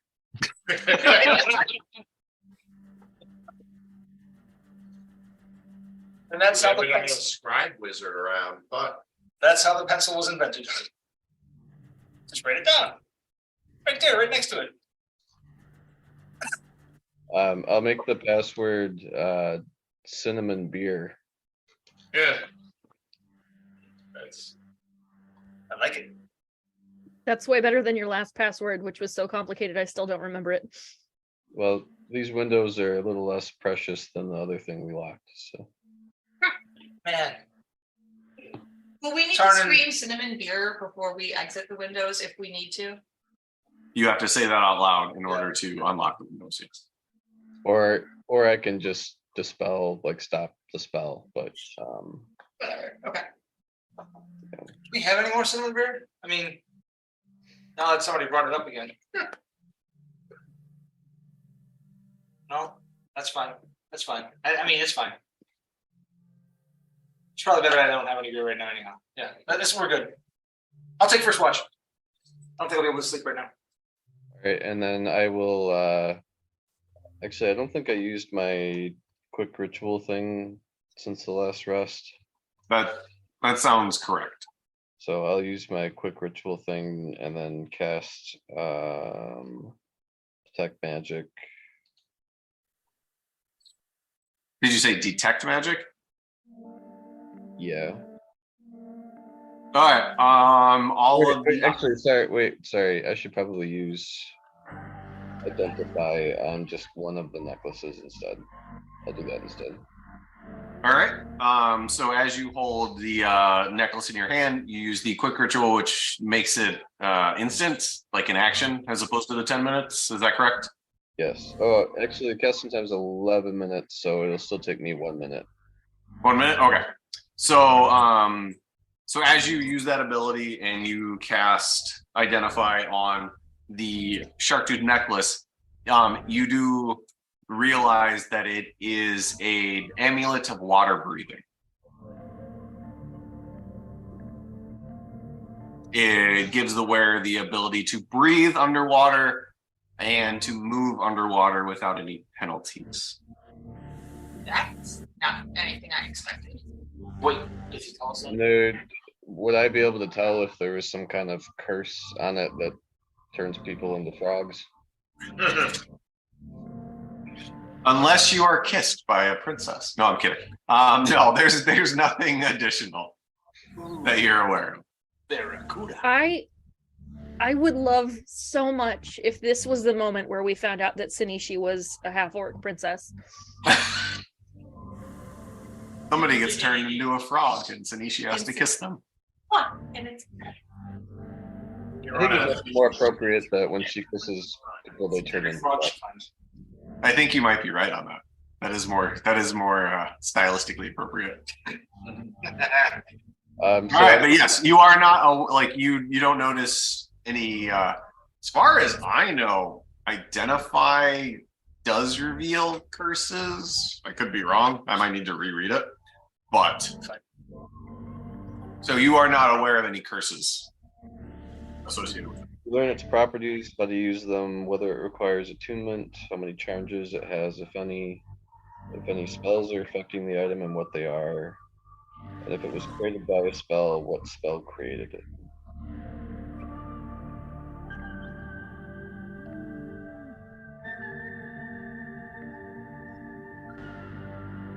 Okay, I will straight up tell you there's no curse on it, but I am reading that most methods of identifying magic items, including the identify spell, fail to reveal curses. Which I wasn't aware. That's interesting because just the description makes it sound like it would tell you. As you learn its properties, how to use them. Depends if you consider a curse a magical property or not, right? Yeah, I'm not sure. I will just I will DM God tell you that there is no curse on this. Okay. Yeah, I will decide if I want to add a curse onto the future magic items that you can't. Why did I have to ask about going underwater? Does anybody want to go for a swim? These things will allow us to breathe underwater and move underwater. Move underwater without a penalty. Normally, if you were underwater holding your breath, it would half your movement speed. And not all, but most attacks would be done at a disadvantage, and this would take away those negatives. Well, might as well each take one. Yep. Take one. It's one more chance for us to find your uncle. Grelda takes hers and makes like a distaste look and then puts it in her pocket. Mm-hmm. Do we continue this Home Alone situation, or do we take the fight to the citizens or the servants of Kurzog? I would like a rest before we do anything like that. We take the rest first, and then we hit him first thing in the morning. Yeah. Question for Sean. Long rest versus short rest. So obviously they are two completely disparate things, but if you have taken a long rest, can you have been considered to also have taken a short rest for the purposes of activating an ability that happens during a short rest? Yes. Thank you. Yes. Any long rest will automatically give you back any short rest ability. Well, look, I get some like tally thing for every short rest. Where they got the hollow chest in there. It's his voice. All right, so I'll take middle watch. I'll take first watch. I'll take it. All right, so first watch is Tarnan. Who is anybody taking that with him? Gendrick will do some maintenance on his equipment and do like a half or quarter assed for first watch with Tarnan. Okay. And I did do a little research. A long rest at 8 hours, and that is meant to include watch time. Okay. So it's not like 10 hours for a long rest. It's a 6 hour sleep. Yep, 6 hours sleep and 1 to 2 hours of watch time is built into the long rest. Okay. So it will be so much faster. 9, 3, 5. It'll be 5 in the morning when you guys hit your 8 hours, just so you know. All right. Is that sunrises? It will not be at this time of year because it is going into late fall, early winter. Okay. So it is a late sunrise, early sunset at this time of year. So, Gendrick and Tarnit, give me perception checks. I perceive mightily. I do perceive mightily. You do. I actually have to get the numbers up for this one. That's a natural 20 plus perception. So it's a 31.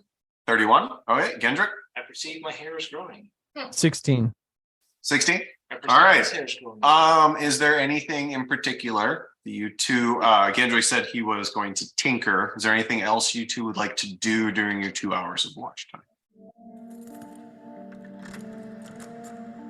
I'm way behind on- Before I reveal what the results of your rolls are, I just want to know if there's anything particular you two would like to do.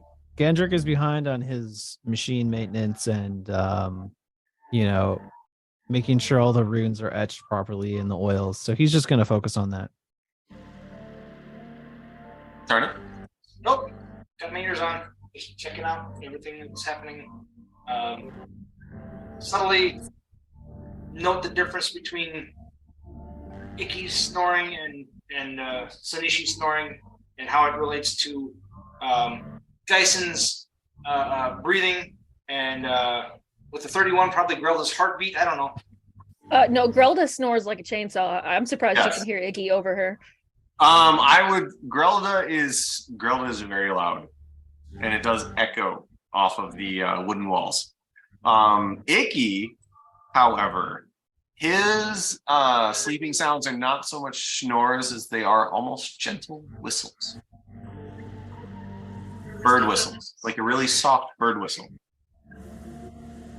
If only I was a bard, I could probably make a melody out of this.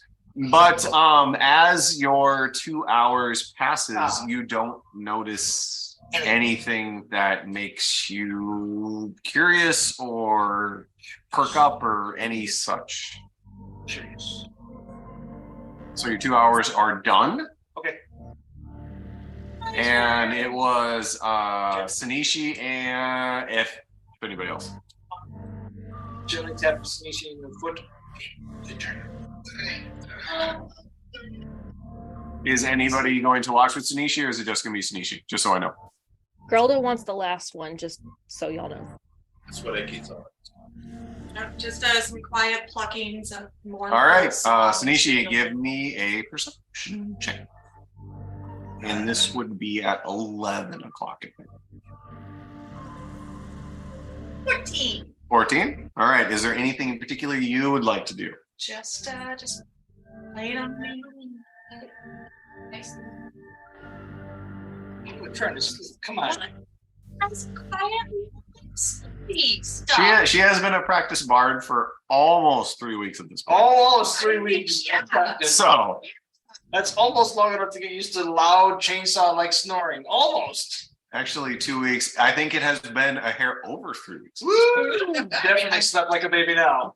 My 3 levels really. Yeah, So- and I'm gonna say that Grelda doesn't snore like in like a repeating pattern that would allow you to sort of drown it out. I would say it probably shifts So- erratically.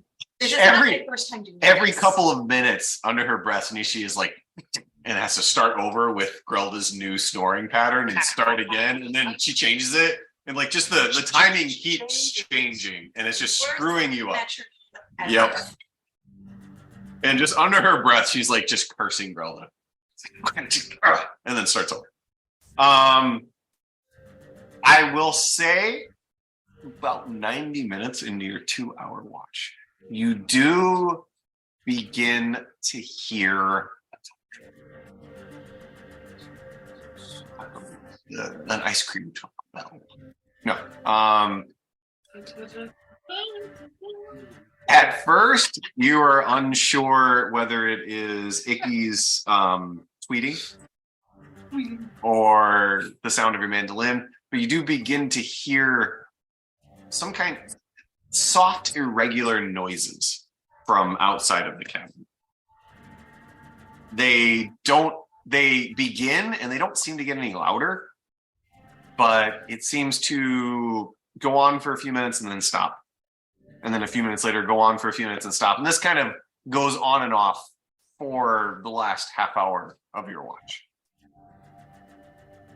And again, they don't seem to increase in volume or really change, except for the fact that they start and then stop a few minutes later. And then it starts and then stops a few minutes later.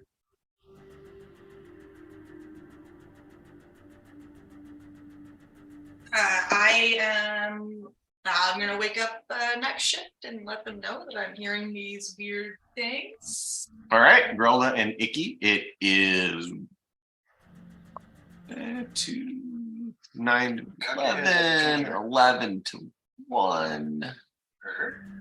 About 1 in the morning. Anything to report? Just the news of these weird sounds. I've been here over the past half hour, but I haven't today. Okay. Does Icky hear any of these sounds? Well, why doesn't Icky and Grelda give me perception checks? 15. 15? Grelda. 12? Well, she's cooking muffins, just so y'all know. Like that's why she's not. Well, this is probably one of the better setups she's had to make muffins while you guys have been taking long rests in quite a while. But yeah, I'm doing the chef cook treats and the chef special food. The special food is the one that's the short rest related one, and the cook treats is the long rest related one. Everyone will need to stuff their faces once they wake up. All right. So, is there anything else that Grelda and Icky would like to do during their time? Is there anything like in particular? Icky would be interested in investigating the sounds that Sanishi reported, but not venturing an inordinate distance from the camp, from the rest of the group. You Remember your doors are trapped. Avoid the traps. Okay, just making. Because I apply. well, the door is not trapped. Right, the windows. But you said you didn't trap. No, I trapped. Oh no, the windows are locked. Yes. The doors. That is correct. You do. That is. You do hear, even while Sanishi is like waking you guys up in that interim period, you all do hear the same noise, and it goes for about 10 minutes, stops for 10 or 15 minutes, goes. It's rhythmic-ish, but you aren't able to make out anything more than just like the dull roar of the noise. It doesn't seem to get any closer, and it only goes for about the first hour of your watch, and then the last hour it doesn't return. Knowing that the contents of the diary or whatever that we found, and the fact that it was chanting that he ended up finding out about, like, would we assume this is the same thing that he had heard, or is there not enough information to tell? It's definitely a possibility. It's happening overnight. It is loud enough for you to hear, and as you're awake, like Grelda, it doesn't dissuade you from making your muffins, but it is noticeable while you're awake. So you definitely get the impression that if you were a light sleeper, this could keep you up. It's not It's a good thing. loud, but it's a low droning kind of sound that if you were sensitive to it might bother you. It's a good thing everybody's used to sleeping around Grelda then, because nobody could have heard anything. Well, while this is like a tenth of the decibel of Grelda's snore. So if you were asleep, this would not wake you up. It goes, All right, it well- goes about 12:30ish to 1:30ish. You're right about there. All right. Is there anything else that you'd like to do before you are done? I think he was just gonna gaze out the window, see if he sees anything shenaniganery. Shenaniganery? You don't? Shenaniganerous. There we go. Shenanigans! Grelda? Grelda's just gonna share a skin of something alcoholic for breakfast with Icky. Breakfast of Champions. You can't, because of the way the street goes, you can't see the docks from where you're at. You can't really see anything except the couple of buildings directly across and like down a little bit on both sides, but you don't really have a good vantage point to get a good view of anything. Yeah. So you don't really notice anything beyond, or you don't notice anything out of the ordinary, any movement, anything like that when you do look out the window. And Icky is not curious enough to spell the lock on the window or any window and go check things out. All right, then I will say, okay, so about 2.5 hours apiece for watch. So it is about 5 in the morning, so that would be 8 hours when Icky and Grelda and everybody awakes and everybody is done with their long rest. So y'all can mark it on your D&D Beyond sheets that you have a long rest, and it is approximately 5 in the morning when everybody begins to awake to the smell of delicious Grelda baked goods, made not in a 10,000-year-old study room, but in fact an actual kitchen. With I have to say, no fish parts. There are no fish people in these muffins. Additionally, cinnamon is probably going to be one of the prevalent flavors because she still has some of that left over. And some kind of liquor, like a bourbon brown sugar muffin with cinnamon. Brown sugar. Bourbon brown sugar muffin. That sounds like an amazing beer. Which is great because I'm gonna need 5 of you to eat one immediately, which will give you they will last 8 hours after being made, and you gain 5 temporary hit points. I will take that. So actually. Icky is gonna have to have one because Icky has almost died more than anyone else. Icky takes Oh, the Grelda muffin. I'm gonna take a Grelda muffin too. I like to die. All right, there's 2 left. Geisen, Gendrick, would you like one? Sure. Okay. Sure. I'd love one. All right. How many hit points was it? I'm sorry. 5 temporary hit points. 10. So who didn't get one? Me. She doesn't want one? You should take mine because you're more likely to get attacked than me. I have 165 health points. Eat the fucking muffin. I mean, Understood. I want to go leader, but in this case, See, I I do am- what the lady says. Now I am just imagining Grelda like just shoving the muffin in his face. You're like, I'm good. Eat the fucking muffin, and just like bam, right in his face. Oh, okay. And then Water, water, and muffin. all right, so now I have, let's see, I have 9 muffins for y'all to split between yourselves. And when you eat them, let's see here. All right, as a part of a short rest, you can cook special food for 9 creatures. At the end of a short rest, any creature who eats the food and spends 1 or more hit dice to regain hit points regains an extra 1d8 hit points. So if you decide to, we're in battle and you need to do the hit dice thing, eat the muffin at the same time that you choose to do that, and you will get an additional 1d8. So there are 9 of these. There are 5 of you. Icky takes 2. Grelda shoves 2 at Icky. I'll take 2. All right. I will say again, I will try and help people remember. But if you're going to take these muffins, please take notes on what they do, because I probably will not. If I do, I will tell you, but I will not. I can't be responsible for remembering that. Yeah, the first muffin takes effect immediately. Okay. So everyone else should be adding 5 temporary hit points to their character. The other one you have to use at the time you choose to use temporary hit dice. Which can temporary hit dice are only used during a short rest unless you have one of the inspiration cards that says hit dice or short rest. So just so you know, usually hit dice can't be used in the middle of a battle. That's usually a short rest thing. Yep, and it does. Yeah, and that's probably why it says short rest, is because you would expect people to use it during that short rest where you bake them. This one doesn't seem to have an end date, but I'm gonna say if it lasts longer than 3 days, it starts to go stale, and yeah, by the time it gets mold on it, it regains negative hit points. That's fair. All right, so Icky got 2, Sanishi got 2, 4, 5, 6, 7. Somebody else, or there are 2 spare muffins.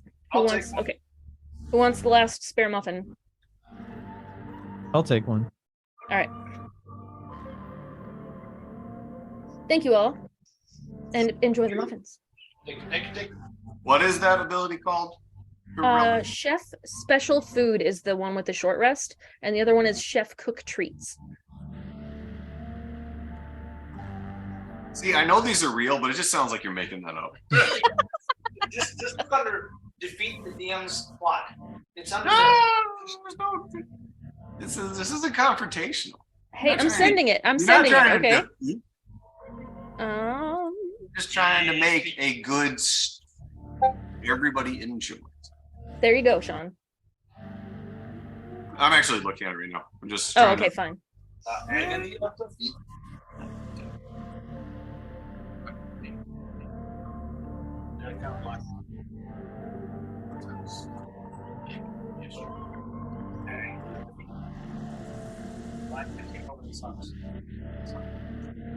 okay, that's the temp hit points. I'm sorry.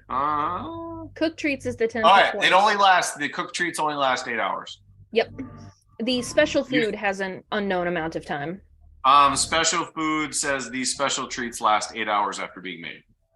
It's on the last. No. Cook treats. Well, hold on. Chef Maybe there's special, more. chef special food. It's on the last bullet point. With 1 hour of work, or when you finish. Oh, okay. Yeah. So just so everybody knows, these will last 8 hours, and then they won't give the benefit anymore. Sorry, the short description that I'm given does not include the bullet points, so we're good now. They probably wouldn't be quite as delicious after 8 hours either. Yeah. You boo earns. You eat them and you break one of your teeth. So Oh. You lose hit points. they turn into cement after 8 hours. What happens is the improvise amount of damage it does to you is equal to the amount of damage you would have healed, so it's like not eating a muffin. Whoa. So sorry, totally off topic. I'm sorry, you just said amount of damage healed. Totally, bless you. Totally separate topic, but just that made me remember in Pathfinder, if you try to heal and you critically fail, you can actually wound somebody. Oh, nice. Sorry, totally off topic, and I'm not going to go into it more than that. It was just an interesting thing. You can critically fail on a heal and wound somebody. It'd be like if a doctor fucked up a surgery and actually like cut an aorta, like that can happen. It's kind like, of blue flower, red thorns, not red flower, blue. Oh, dang! I'm so sorry. Anyway, everybody wakes up. The sun is still not out, so it is still dark. The muffins and special treats have been passed out. And we talk about the sounds that we heard in the night and say that they stopped happening because not everybody was awake to know that was a thing. That is correct. And Geisen does his long rest scroll thing. I make a suggestion scroll. Okay, go ahead and annotate that. Yes, that says once per long rest, correct? Yep. Okay.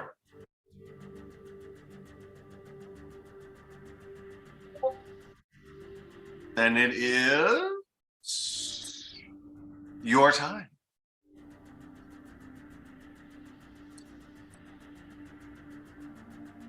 I will, since everything's all opened up, I want to go outside and I want to look around to see if we can see footprints, any indication as to what was making those sounds out around the building.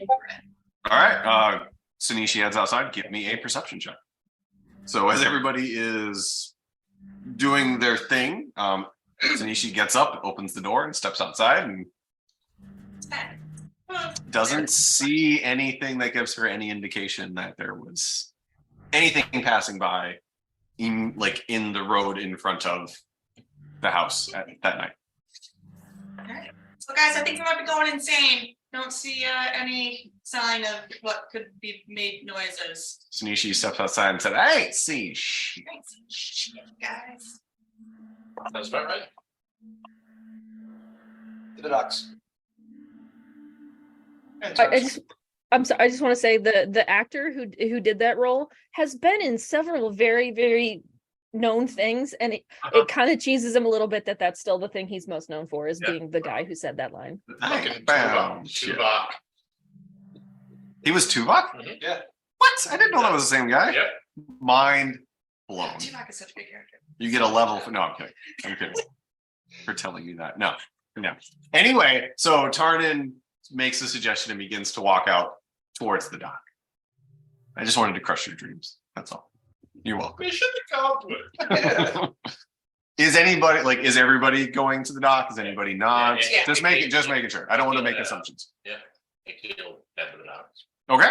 Then everybody does make their way back down the street, turns corner, Making our way. back down to the docks. And you arrive at Plucky Tune. Plucky music. And it because from what you've been told, the sound does carry from the docks very well. You can hear the Plucky Tune kind of echo off of buildings behind you as you make your way to the dock. Yeah.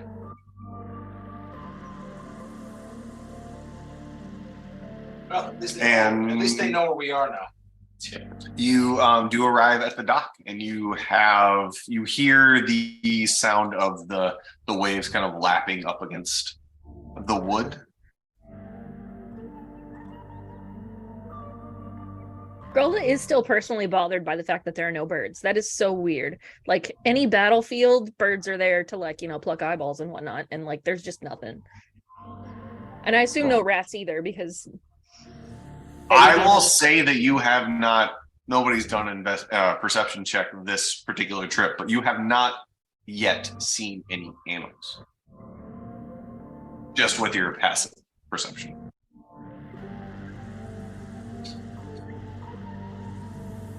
Yeah.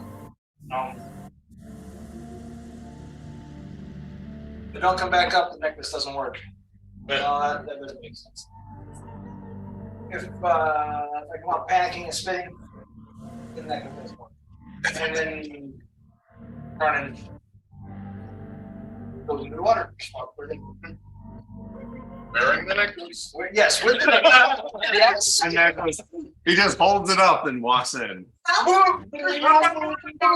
You have to win. All right, so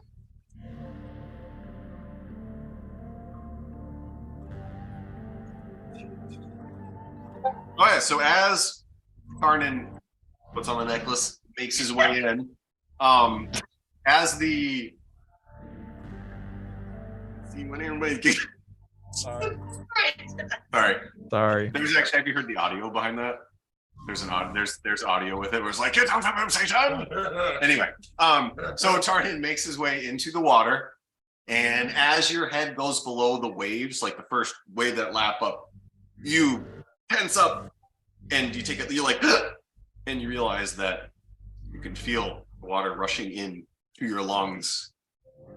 There's no coughing, there's no spasms, and as you kind of slow your breathing and take your breath, you do see under the water is over your head. You also get, it's the weirdest, oddest sensation that the water is not giving the resistance that you're used to. Your arms seem to move normally underwater. You are like, you're not bouncing, swimming the way you normally would. It also kind of like you're sticking to the floor. So is it hard to get back up when I want to? It's not allowing you to swim as you normally would. It gives you more of a normal, like, walking. Okay, so you see Tarnan flounder trying to get out of the water, completely fail, then run across the bottom back to the bottom, or run from his position back towards you guys so that his head is above the water, drools and extrudes all this water out of his lungs. This shit is really cool. Come check it out. Turn around and walks right back in. I want to say that while this was happening, Grelda was pacing the shoreline aggressively like a dog, that's its owner is doing something really bizarre and concerning. Like swimming. Like swimming.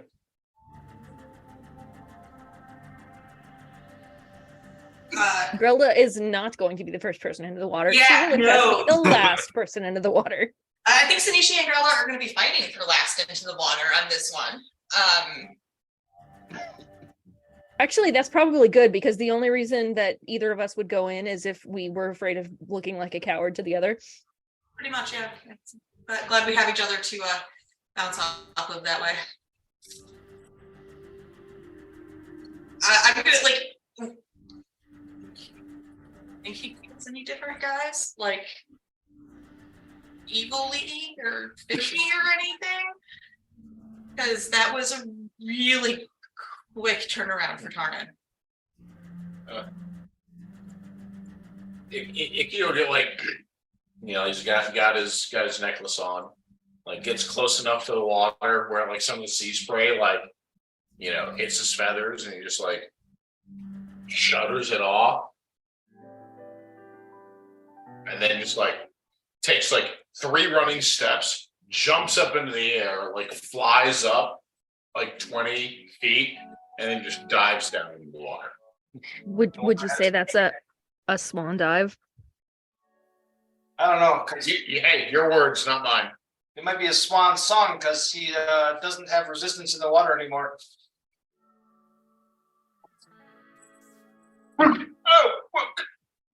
Speak first.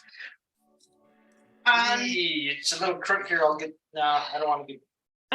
I'm trying to imagine Icky using his flying ability under the water, and all I can see is like a majestic sea flap, sea pancake kind of scenario happening. I was thinking more like a stingray. I'm seeing a little Sea pancake, stingray. yeah. But yeah, Sea pancake. I've never heard of called that. Are you serious? I have never heard him called that. I guess in Gendrick, are you guys necklacing up and going into water, or are you more trepidatious? I would say that we are both trying to figure out the best way to protect our things that are sensitive to water. That makes sense. Oh, that makes sense. Because R2D2, I look over and I go over again. Does that rust? I'll need some maintenance time when we get out. And I don't think he'll be much use down there. So he's probably gonna find a spot in my backpack for a while. So visually, obviously, I cannot see your character. Is your character's hair on fire all the time, or is it just like a hint of the color? I did not go with the full fire hair. I kind of did like more human-esque features. So it's not like I'm going to be like doused the second I step in the water. I think the fire genasi, it doesn't actually have its hair is not on fire, but I think it has a fiery reddish orangish tint. But there is never like active. Yes. I looked at my character art, but yes, it's definitely looks fiery, but it's not on fire. Yes.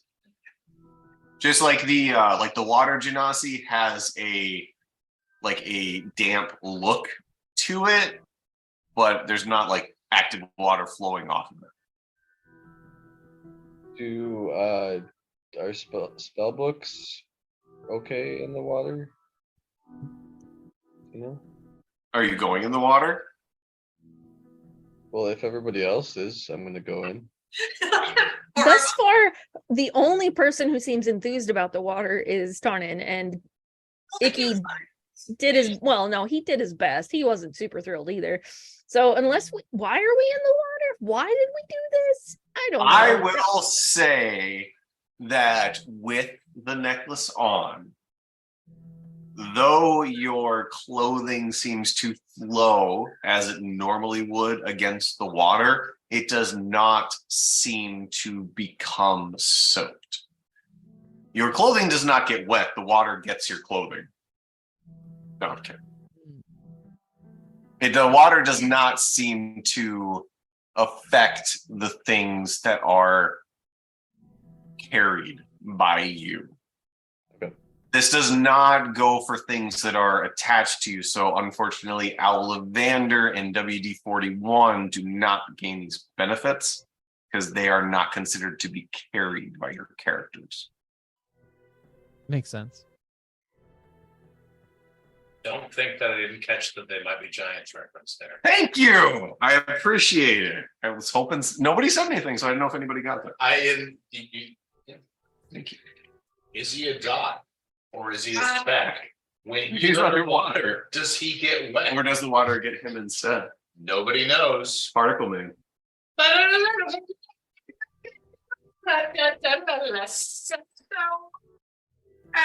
Sneezy's very trepidatious about this whole thing. Just not. So I'm gonna try taking a necklace, wrapping it around my wrist. All right. Just for reference, nobody said anything about taking additional necklaces with them. As far as you all had said out loud, it was only the one you had around your neck. So Oh, you're taking it off. Yes, I didn't put it on my neck. I was like, I Oh, wasn't then like, you are sputtering as soon as you go underwater. Okay, well, I took it out of my bag. I put it on my wrist. That not good enough. That's what I was testing. Nope, Okay, I'm sorry. guys, we need to actually wear this, and now I'm all wet. You are, and you're like, as you put it on, you are like coughing underwater when the necklace goes around your neck. All right, I'm gonna walk back up. Like, okay, guys, you need to actually wear this, and it's creepy down here. It's like the water's closing in on me. All right, so I will say, as everybody slowly begins to make their individual ways under the waves, you do see, let me rephrase that, everybody except Icky, since he is the only person without dark vision, does see that the shelf goes at a slight downward angle for about at least to the edge of your dark vision. Like you see at least 60 feet of it just slowly going downwards. But at the very edge of your dark vision, where you stop being able to see, about 5 feet before that, you just see like a forest of kelp begin to emerge. And that's like right as you go underwater.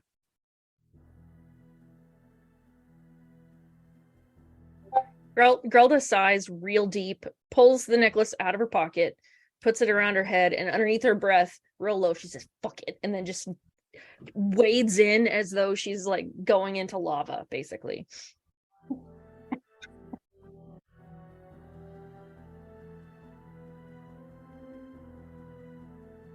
All right, so everybody, and now Grelda as well, currently underwater. Breathing normally and moving normally. And you have the sight, like I said, just the beginning of a kelp forest at the edge of your vision. What the fuck is that going club? Charlie jumps out from behind it.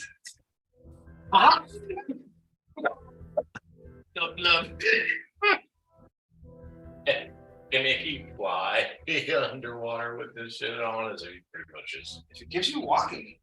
I mean, Gives you walking, but not flying speed. Yeah.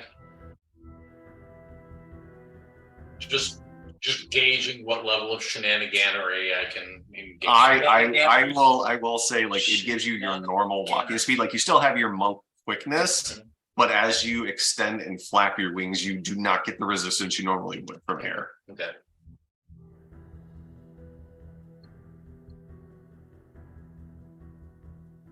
so do you think we need to go into that? Do we want to go into that forest? It to be like, it's like our main thing is trying to find Cadmus here, right? Do we have any? I mean, like, so, like, okay, cool. So these necklaces let us, like, do they let us talk underwater? Can we talk? Are you trying to talk? Yeah. Everybody hears you as you normally would. All right. Okay, so they heard me. Can we? All right. Well, like, do we want to like keep going with this, or should we like maybe try to find a sign of where Cadmus is before just falling off all Is there crazy? Like, any sign of tracks? I'm already doing that, man. I'm like flying around looking for shit. Well, nobody said anything, so everybody who's checking, give me a perception check. Still talking about people in the docks. I wasn't gonna jump. Anyway, Question for Sean. Yes. Are we technically not in the city anymore? I will say that as soon as you go beneath the waves, you would not be in the city anymore. Yes. Then Grelda would like to use her. Oh, come on, where are you? Commune with nature spell. All right. briefly- Dyson, sorry, Tammy, finish that No, it's fine. really quick. Oh, no. You finish that thought really quick. Oh, okay. Well, I'm just going to use it and then look for things, but it's going to take 10 minutes before or 11 minutes before anything happens. So and also my spirit bear does come to me in the water and it's amazing. All right. So while you are Grelda just stops and begins to do her commune with nature spell. Geisen and Tarnan, give me perception checks. I got a 12. I got a 12. All right. So as far as like footprints go underwater with the current, there is no chance. As soon as you lift your foot up, you can see the current like flattening out the sand beneath where your foot was. So footprints last seconds. With a 12, you do notice that at the edge of the kelp forest, there seems to be something that isn't kelp. It seems to be flowing along with the kelp, but it's a bit more substantial than the like kelp that is rising up, that is kind of flowing with the waves. There's something more that is just beyond the initial bit of the kelp forest. So just at the edge of your vision, so you can't tell exactly what it is.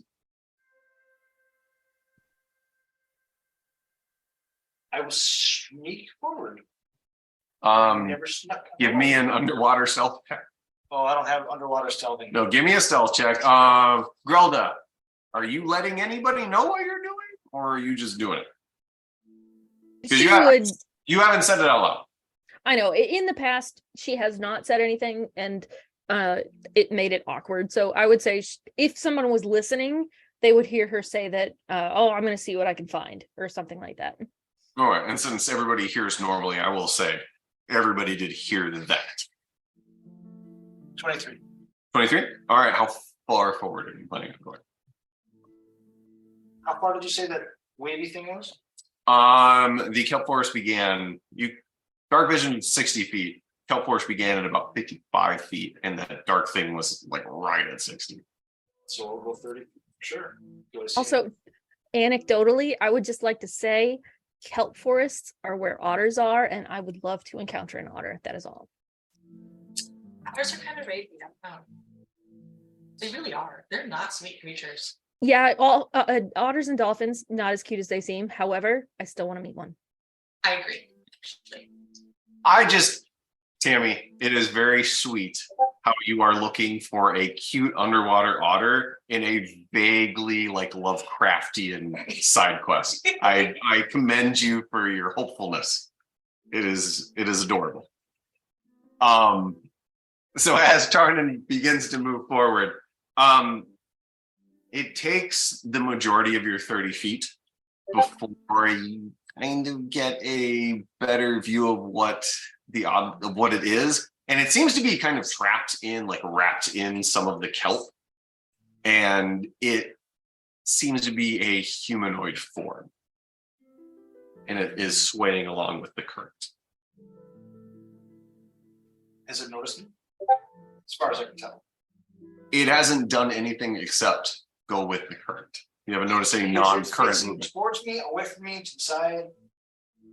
You get the impression that it's facing towards you, but I will continue on my way, shifting off to my left. So I'm not facing it directly, and hopefully.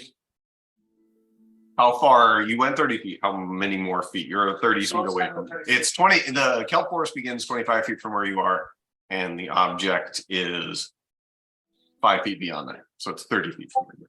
Cautiously 15 feet.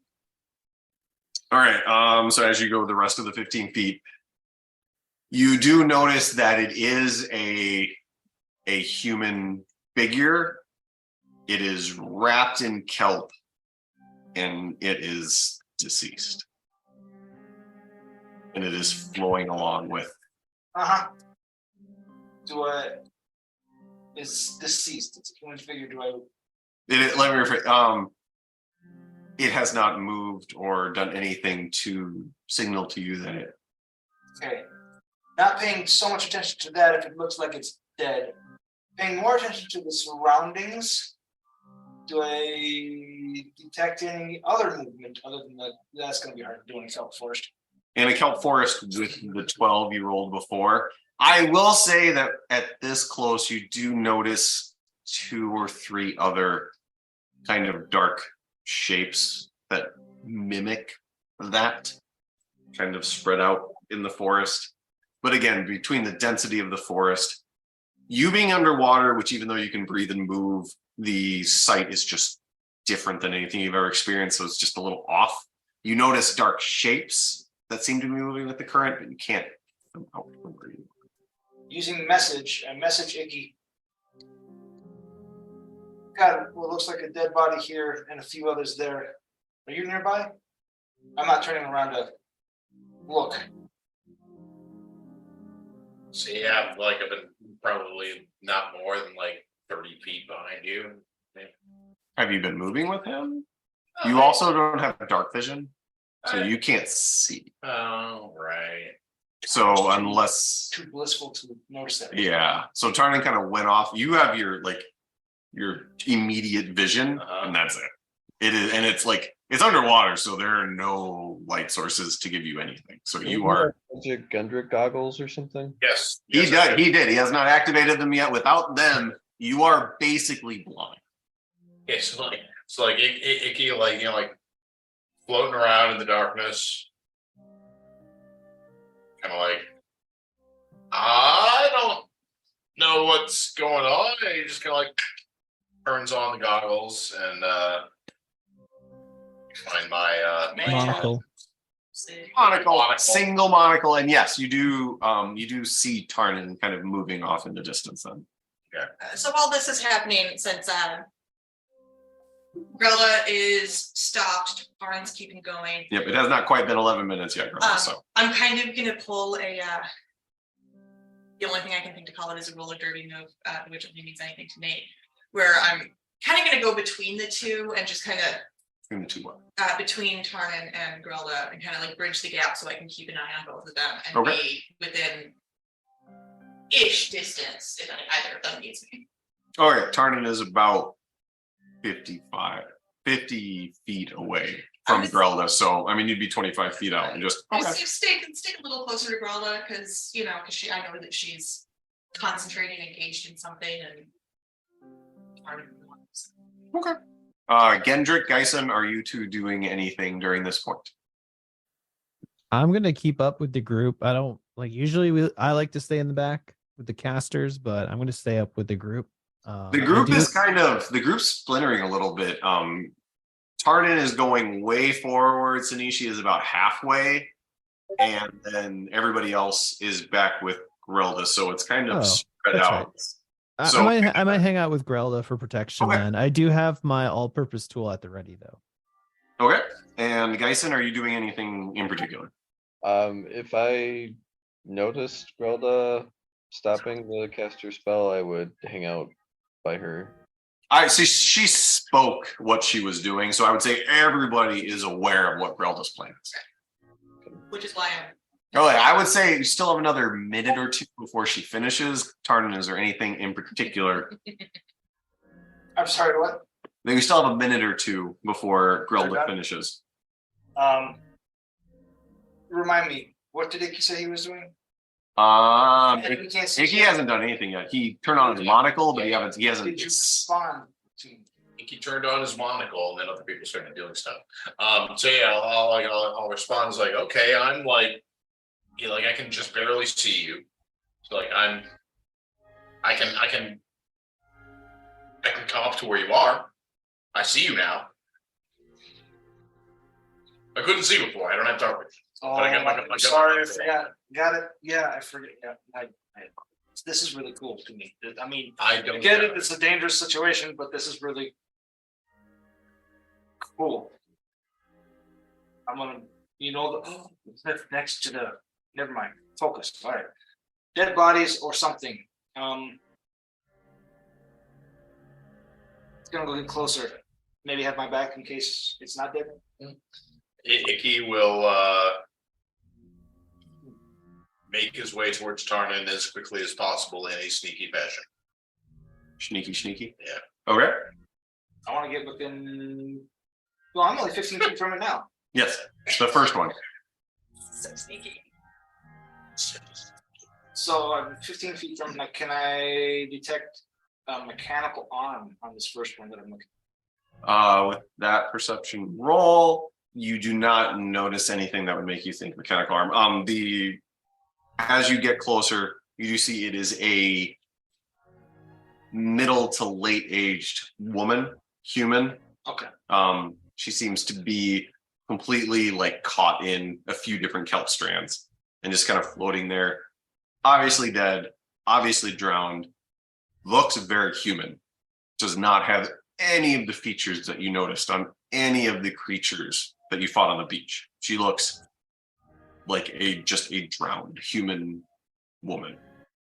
As you move closer to her to get a better view, you do see the three other kind of bodies, and they're giving you the same kind of general outline. They're not moving other than swaying with the current.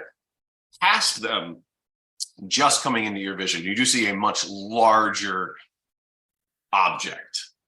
It seems to be 10 feet across, 15 feet tall. Like it's not moving at all, but it is significantly larger than the humanoids you've seen. It seems to be past just the end of this kelp forest, and it is still obscured, so you can't really tell what it is beyond the general size just because of the like black shadow that it is. And as you notice that, Grelda's ritual ends. Did we determine whether or not other people could see the spirit bear or just me? Just you. All right. Sadly, you do not get to see the beautiful, graceful thing that was in the gift that was added to Discord. However, so I have a 3-mile radius, and in that 3 miles, I can have 3 things I'm looking for. And Okay. I am looking for animal life, specifically otters. I'm sorry, I have to. And then the second one is any like living humanoid, like creatures with consciousness. And then the third thing will be we don't have any reason to believe that they were undead before. So I'm going to say buildings, like any signs of like some sort of society under the water. Hold on just a moment. Let me just quickly read that. Which ability is that? Racial something. Commune with nature.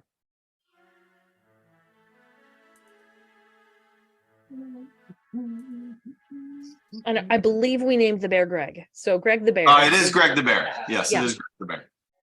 All right. So as far as otters go, in a 3-mile radius, you don't get anything. You don't. Is there anything else? Like I did say all animals. I just was specifically looking for otters. As far as all animals go, once you do sense general sea life, just not in the immediate vicinity. It seems to be pushed a little further out. Like you do get the general fish and whale, like you get the normal sea life you would normally get. You would, let me rephrase that, never done this in the water before, that you would expect. However, it seems to be pushed out. Seems to be a gap between you and this sea life. What was the second thing? Because the third thing was looking for structures. What was number 2? Yep. The number 2 was humanoid, alive sort of creatures. You do get the sense that there is. See, that's what I want to read it so I can tell you exactly what and not guess. That's fair. That's fair. Primal knowledge.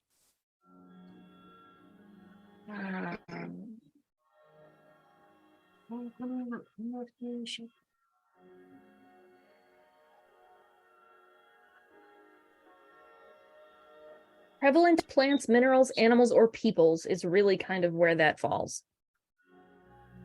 Yeah, I'm just trying to like how exact. Mm-hmm. You do get the sense that there are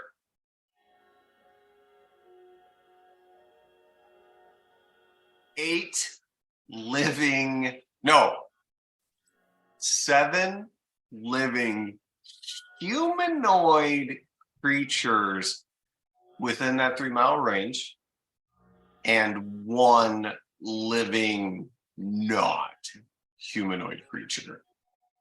That seems very different than the other 7. Let's assume I've got sort of a radar ping here. Are they deeper in the water or backwards? Deeper in the water. Deeper in the water. Okay. They are ahead of you, Mm-hmm. some distance, in that buffer zone between you and the rest of the sea life. 7 humanoids, 1 very not humanoid. Okay. And as for structures, there only seems to be 1 slightly not natural structure. And that is in that same direction. All right. Well, I'm going to relay this to folks, and like I'll see that Tarnin is very far away, but also doesn't seem to be in danger. So I will say, let's go up there, and then I tell everyone closer to where Tarnin is, so Tarnin can also hear.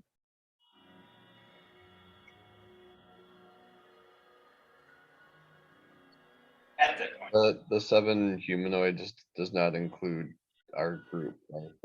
That is correct. That does not include your group.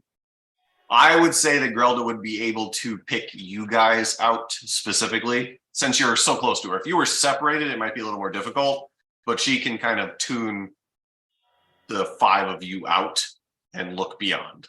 It's not like trying to tune out a sleeping dwarf, you know. which is impossible. All right, no. so the Grelda, hummingbird heartbeat of Icky. You've got the really slow, calm, totally not fazed by anything heartbeat from Sanishi. You've got, yeah, it's fine. We're good. Grelda begins to move forward after saying this. Tarnin does hear her intentions. Okay. Tarnin, being close enough that he doesn't want to make a whole lot of noise, will take a few actions, a few turns, whatever, to message everyone individually the object he's seen. And if I am close to a kelp strand that looks like it could give me some concealment, I will use it. If you can hear what I say, I definitely would have said it where you could hear it. So you messaging back, like, have you, I guess, is Tarnin aware of what Grelda found, or did Tarnin do this before she was able to tell him? Probably almost on top of each other, but yeah, he's aware of what you said. Okay. When Tarnin messages me, I'm going to Scream and turn. message back. Because I'm kind of freaked out under this water thing, so my brain's actually working. Under the sea. Under Sanish. Does it look like? Can you tell if, like, did they get tangled in the kelp themselves, or did they get tied in there, or could the kelp be alive? Like, I don't like this. I don't like anything about this. Tarnin takes a step back. The water might get slightly warmer around Sanishi.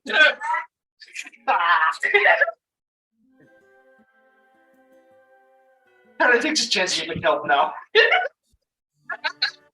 No, not high five. Not high five.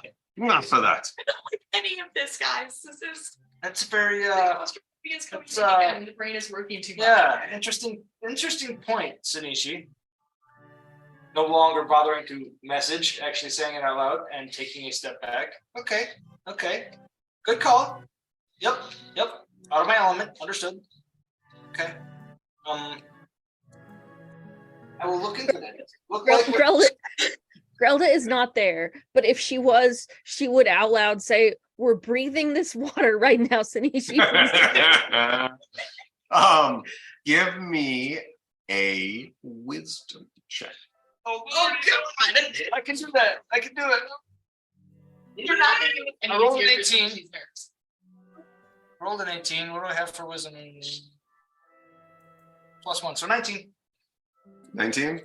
Yes, that's correct. Okay. I will say that from what you can see,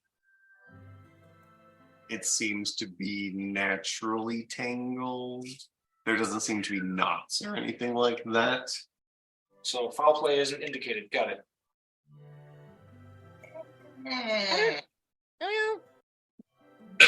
I feel like you don't necessarily not like knots would indicate that someone did a thing, but like people don't just get tangled in kelp and drown. Like that's not a thing. Well, they can't swim very well.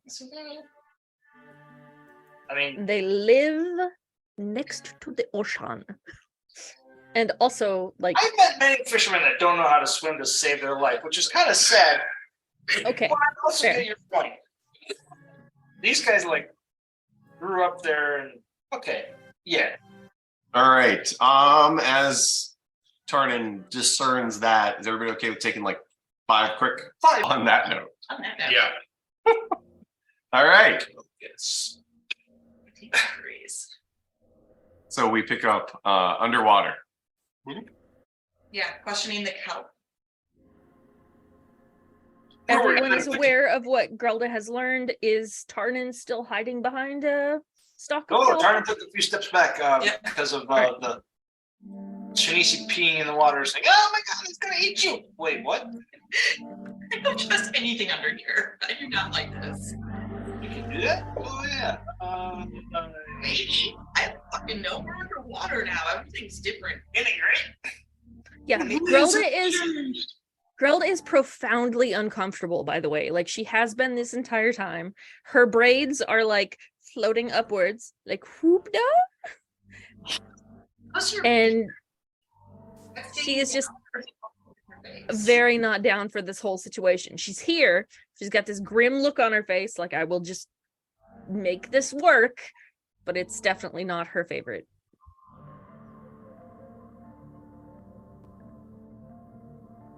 Okay. Let's turn and see a safe path to the item in there, the building, the structure. I would say that the kelp forest, while numerous, there is an easy way. There is enough space to walk between the kelp stalks without getting caught or touching anything. We hold hands before we enter there. As we enter there. So, I like it down here. so this is probably the closest Grelda has been to the dead body floating in the kelp. I assume we're fairly close to it at this point. Yeah. If everybody catches up with Tarnin, then yes. Yeah. Does it? So it doesn't look like somebody tied this person to the kelp. No. Does it look like the kelp took them? Like, is the kelp moving oddly? Is there anything going on there? Give me a perception check, Grelda. Oh, I would love to do this thing for you. Please, please. Oh, nice. 22, please.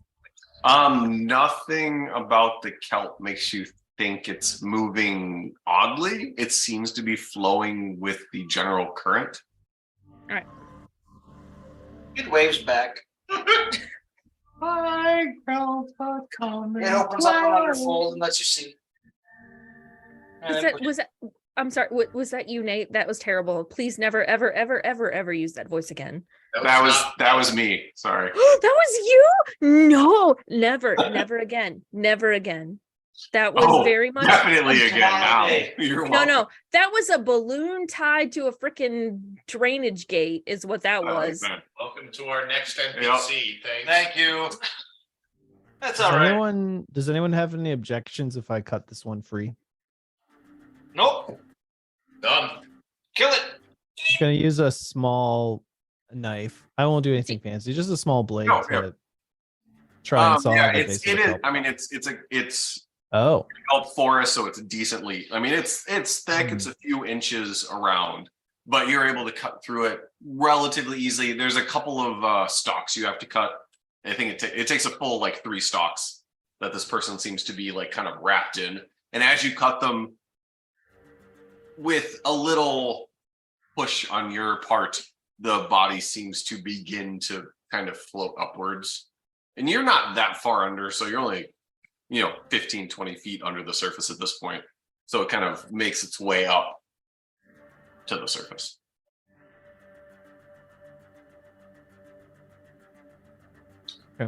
How odd is that? The dead bodies can float to the surface, but we cannot. I thought they're not wearing necklaces. I'm gonna say it. I'm sorry. I'm gonna say it. We all float down here. We're not floating. We're walking. No.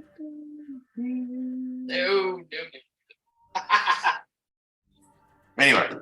Friendly clown. Look at the big smile. What sharp, pretty teeth you have. All right, so Gendrick Here, hold has my arm. cut the person free and floated them to the surface. Probably should have checked their pockets first, I guess. But Yeah, I mean, if we could bring them down to us. Okay, a nice bubbly sigh of relief is gonna come out of me because the kelp didn't attack, the bodies didn't attack. I already pissed myself. You guys made me ink. Pretty much, except the opposite because I'm getting You guys made me stink. little slightly, barely noticeably less apprehensive about this whole underwater crushing horrible thing. Pressure doesn't affect us down here, huh? Apparently not. This is Nothing really noticed. cool. I mean, if I wasn't so worried about being eaten and kelpified now, this is really. I have so many uses for this. Let's forward. Sorry, back to what I was doing. I actually have another request. If Yeah, what do you have have? a moment here under the water, under the sea, as they say. Good. Just in case we need it later, I want to try something with my all-purpose tool. Okay. I would like to use the shape water cantrip to freeze a 5-foot cube of water for 1 hour. Just off to the side. I just want to see, one, does it work? And I would expect a 5-foot cube of water would float. Ice floats. Would it expand? Because if you freeze a 5-foot cube of water, it's going to be larger than that 5 feet once it freezes. Let's not get too worried about that. Yes, Okay. it's a very interesting point, but Sneezy would never know that. yeah. I can't do it if there's creatures inside the cube. So Well, the small bacteria inside of the cube makes it impossible for you to. Gendrick turns to the side, and you, using the innate power of your multi-tool, everybody does see a 5-foot squared section of water just instantly freeze, and it kind of bobs for a second, goes a little bit down, and then begins to slowly move upwards. And the kelp and the rest of the water around rush in very quickly to take over the space. Did the kelp do that? Dyson does it too. Did the kelp do that again? The same thing happens. And it's the Pew scene all over again. The water gets. Well, this is getting towards the end of the session, so this is when the shenanigans happen. Oh well, the shenanigans are supposed to happen. Turn jumps on top of one and says, "Don't let." Grabs hold of Icky, says, "Don't let go." Icky doesn't even just watch. No, I'm kidding. Dyson does it again, and then has prestidigitation to warm 1 cubic foot of non-living material. So can I melt? listen, we're going to make a steam engine with our cantrips. Can you boil water? Because seriously, if you could catch an enemy in the 5-foot by 5-foot cube of water and then boil it, we're fucking done. We're not done. They're done. We're gonna make a bunch of ice cubes, and I'm The going to amount cast of shatter. research and I'm we're gonna make a have to martini. do before the next session is. Okay, so what are you doing, guys? I froze a 5-foot cube of water, and now 1 cube foot of that I am warming. Which foot cube inside of that 5-foot cube are you warming? A corner. Oh, A corner? All right, so the 5-foot cube freezes, begins to move upwards. You warm one 1-foot cube, and that immediately turns from ice back to water. The rest of the ice cracks, spider webs, and kind of implodes slightly and breaks into several different small pieces of ice and continues to float upwards. Well, I feel like we learned something today. Fuck the DM, let's make him do physics. Grelda nods because she's like, oh man, this would be so great in a bar. You could just like cool any drink so fast. No. Okay, Tarn moves forward. Blood is not water. Don't.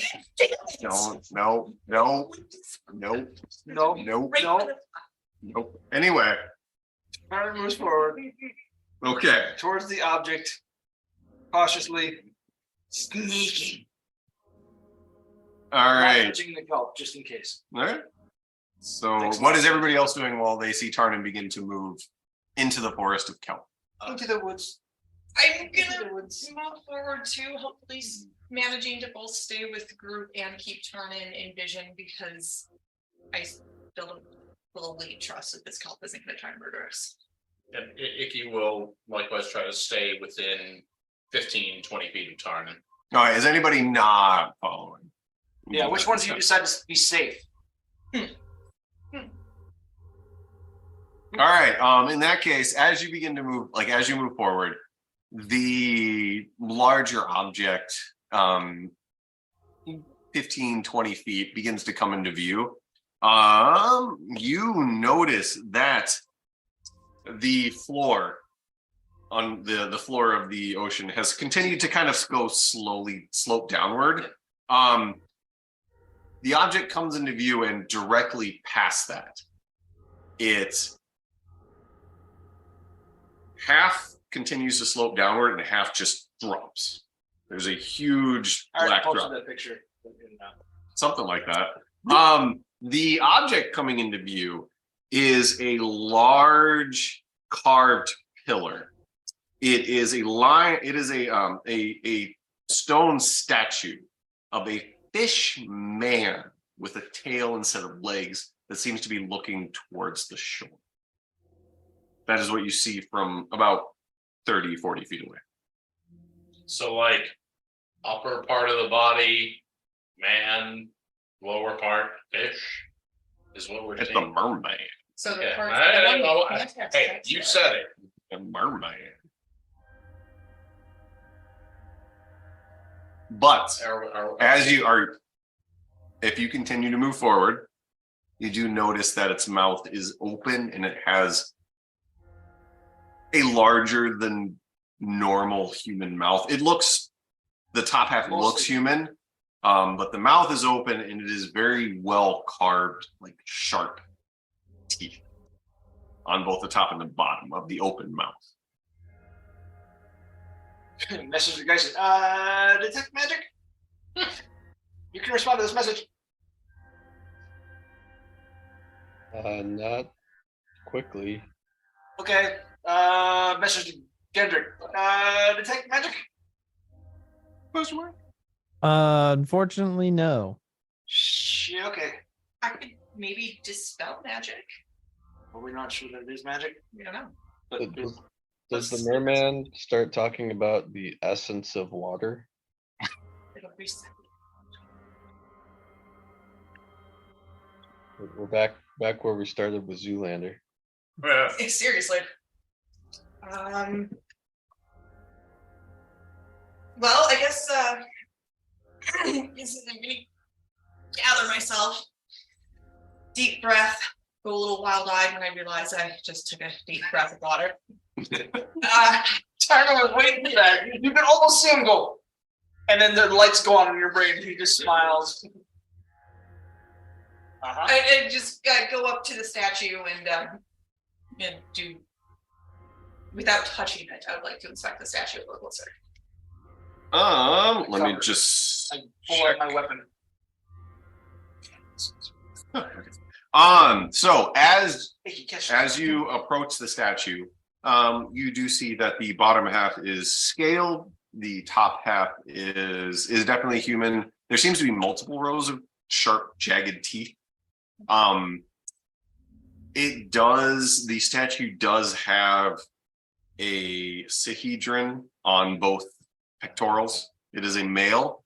It is small sahedrons on both pectoral muscles.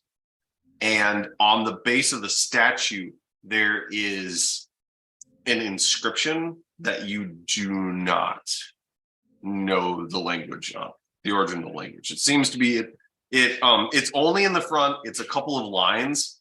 It's 3 lines. It takes up about the front half of it, but it is not a language you recognize. Dyson casts comprehend languages. All right.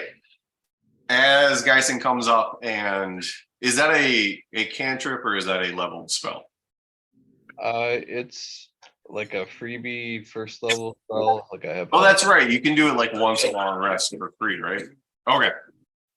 So as Geisen comes up and casts a spell, the language dissolves into something you understand, and it you read. Here, take a drink of air. You read Dargast will rise. Those seeking knowledge may ask once. Greed shall be punished accordingly. And as you read this and you're kind of processing what it says, you hear sibilant whispers rising out of the drop off to your left that seem to pierce into your mind.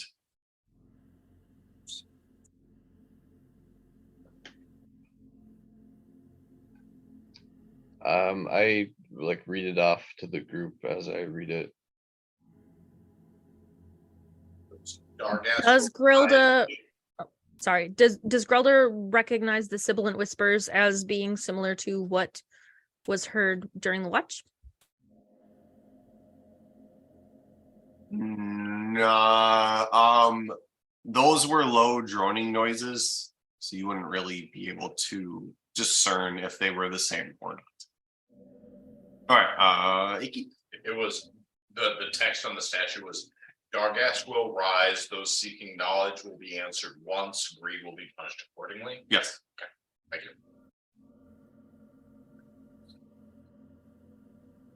Do we all hear the whispers? Once Geisen, it's an interesting sensation for all of you. As soon as Geisen reads it, instantly everybody hears the whispers coming out of the depths. Before Geisen even tells you what the statue says, everybody begins to hear the sibilant whispers kind of rising up, and you can tell exactly where they're coming from. They're coming from the black depths off to the left side of the statue. Arnon says, nobody ask any questions. What? And nobody grab anything.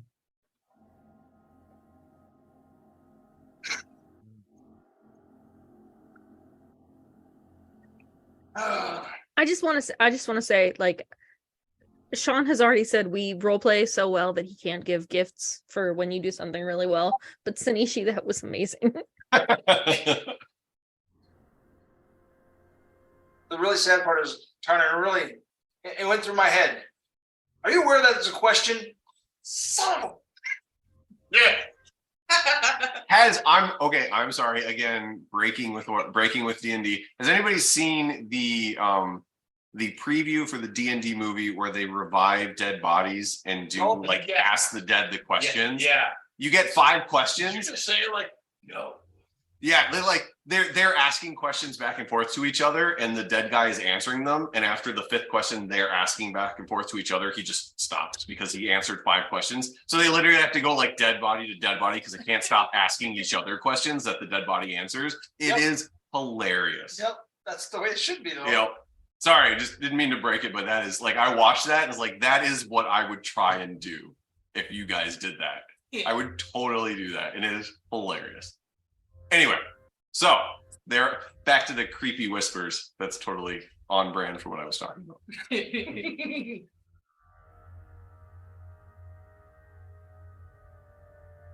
Oh, that's I suppose that's Well, stuff. so we have a drop off, which we There's a drop off to the left, and it continues to slope down to the right of the statue. The statue is like the breaking point of these two different diverging paths. Does Grelda recognize the statue as being something from what she got from her thing? And does she know that the living entities are further in any direction? The statue, you got that there was entities, but no definitive answers about them. So the first question, you're not sure. You do know they are further along, further down, forward. And as everybody is kind of standing there talking, everybody just hears like the whispers. It's multiple different languages. It just kind of seems to cycle the whispers. And as you're standing there because I know everybody speaks multiple languages. So each individual, you hear languages you don't understand, except for Geisen. Geisen hears the same language the whole time because he cast the spell. Icky can understand all spoken. That's right. Okay, so Geisen and Icky, I will get to you in just a second. Everybody else, you hear like languages you don't understand, and then you hear ask and you will answer. Ask and you will answer. Ask and you will answer. And you just hear it's like you hear that just whispered, like almost as though somebody is over your shoulder whispering in your ear. Did you misspeak and say asking you will be answered, or is it asking? Asking you will be answered. Okay, just sorry. Yep. Asking you will be answered. And you hear it like I said, it's as though somebody is whispering over your ear, and you hear it in Elvish, and then you hear it in Gnomish, and then you hear it in Goblin, and then you can't tell what it is, and then you can't tell what it is, and then you hear it in Giant, or you just you can tell it's going through different languages. Some of them you understand, some of them you don't. Geisen and Icky, you just hear that again and again, and you can tell they're different languages, but you hear it's the same phrase every time. Ask and you will be answered. Ask and you will be answered, and just again and again in the same over the shoulder. You there's somebody whispering in your ear, but you can't see them feelings.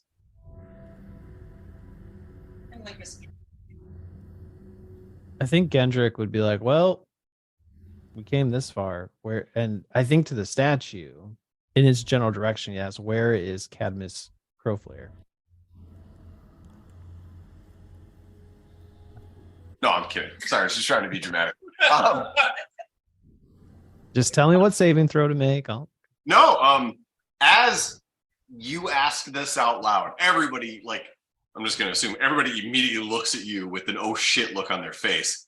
And all of a sudden the whispers stop and you just hear the swirling sound.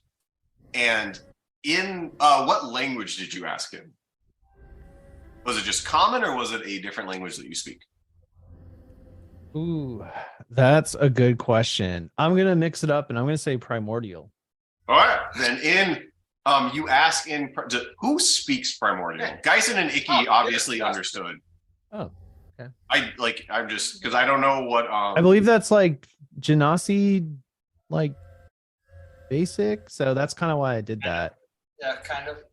All right, I will just say anybody who speaks primordial and Icky and Geisen understand the question. You hear the swirling of water, and then the whisper comes back in the same language, so primordial. And the answer is, you hear, he is in Dargas Cavern, about to be sacrificed. That's good information. Classic. And then you heard the swirl, like it sounded like water swirling and rushing towards you. You heard the answer, and then you heard the water swirling and rushing away from you. A pause of like just a second, and then the whisper started back up, just like cycling through every known language. That same whisper of The same whisper, ask and you will be answered. Just language after language after language. Some of them most of you understand, some of them most of you don't. I think Gendrick will turn around, take a few watery steps away from the statue, look towards the direction of the cliff, but then definitely will not ask it another question or even say anything in its direction. Is that location a thing that the group is aware of? Dargas Cavern? No. I think this statue whisper or the statue text Dargas will rise is the first we've heard of Dargas. That is the first time you've heard the name Dargas, yes.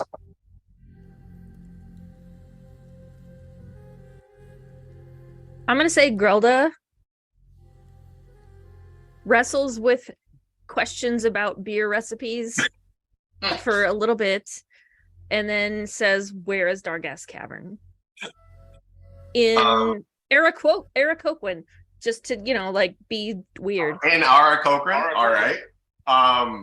So this is interesting. Just the fact that Tarnan and Sanishi have not understood any of the conversation that has happened as of yet. Nobody's explained it to them.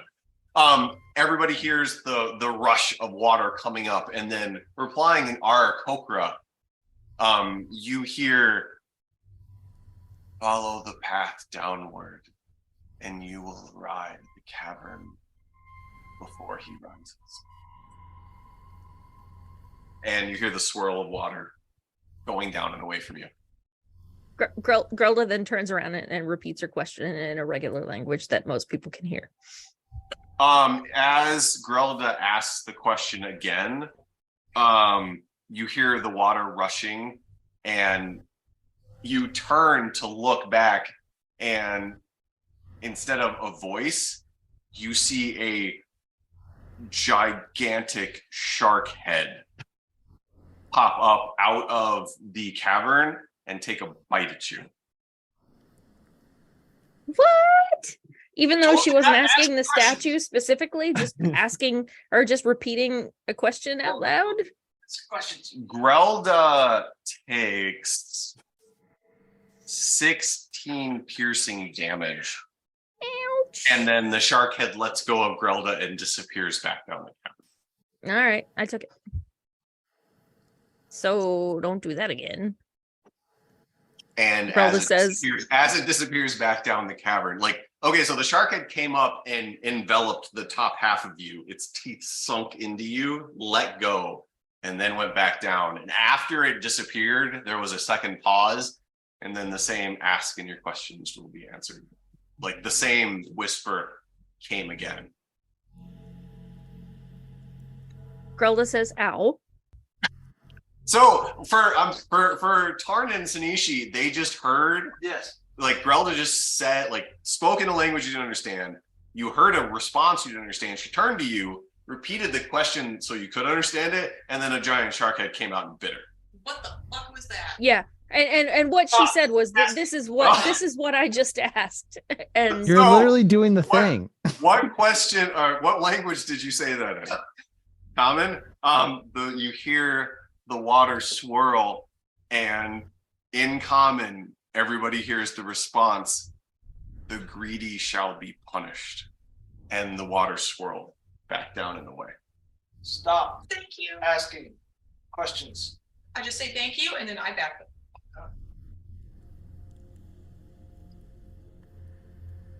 personally, out of character, I feel it was entirely worth it to A, know we needed to keep going deeper in the water because Grelda was very not sure that was where we needed to go. And B, you ask too many questions, you get bit by a shark.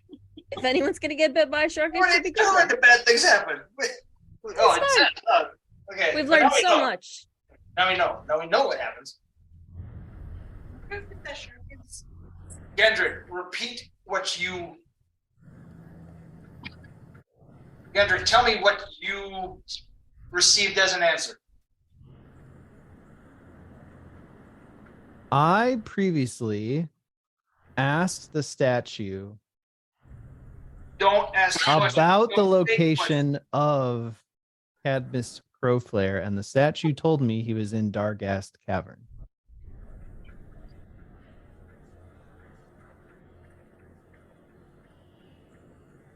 Get a new candy store. Period.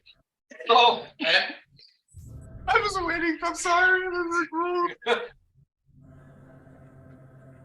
you received an answer. Period. Yeah, Now we're getting into the nitty gritty Yes. of what is the question. I like it. period. My This feels was like let- the how do you make a peanut butter sandwich Oh, exercise. God.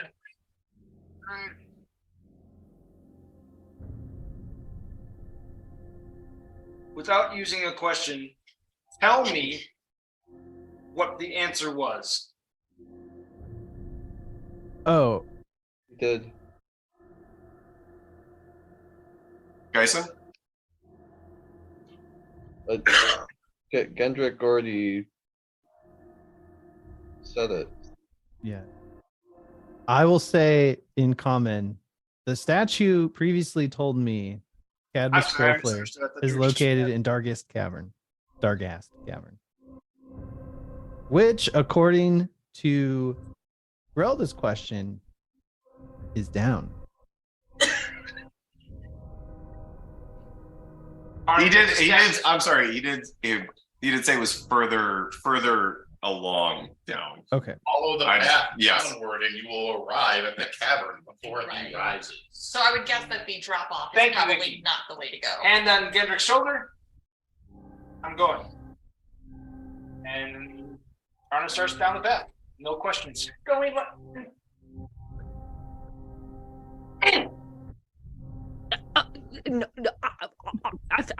No questions? Arna specifically said no questions and just about Yeah, no, saved her. No questions, period. No questions, period. I cannot Statement. believe there are no questions. Statement, not question. Legally fair, but don't cop it out and say it. Arna's walking on. I'm playing this. I do want to ask Sean. So it's a giant shark head. Was there a shark body, or was it just like a disassociated shark head with like? It was not disassociated, but it was large enough that you could not see the rest of it. Okay. But you saw The you saw the shark continue to the point where you couldn't see it anymore. What's interesting to me is that we are now in a place. This must not be an animal shark because I searched for animals. So Actually, had that thought as well, but I I was wasn't going to pretty sure question it anyone wasn't. about it because Part of me wishes I could step back and just monitor the Discord and nothing else. You guys are awesome. Anyway, Yuki's fist is basically going in her mouth at this point to prevent questions from coming out. I just want to verify with Sean that Grelda would have noticed a gigantic fucking shark and didn't. this is not a creature that Greg the bear swimming to her in his little ducky floaty told her about. Okay, all right. Grelda does say that is not a real shark. Period. So as If I say the punctuation out loud, it won't count as a question. Icky will say as he walks by the statue he's like, I wonder what kind of dangers we might encounter in Dargast Cavern. You hear the swirling water come up, and what language did you ask? Common. Common. The swirling water comes up, and in common, a response you hear. The deep ones and Dargast himself, and then swirling away.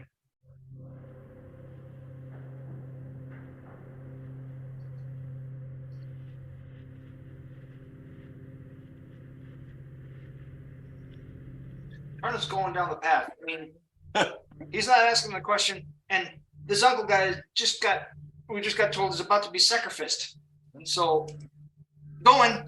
Let's do this. Yeah. So like as any second, Sinishi's going to ask the question she really wants to. So scared. I'm going to accidentally ask a question, guys. Let's just do this.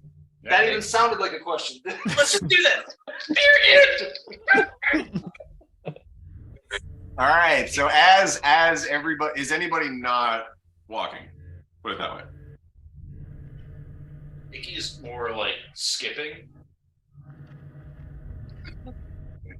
All right, so as everybody continues down the path in one fashion or another, about 60 more feet, you come to like the seafloor continues at an even slope downwards, and then you see a kind of rock wall come up to meet you. It's 30, 40 feet tall, and as you come towards it, you do notice there are two like cavern openings, approximately 15, 20 feet apart,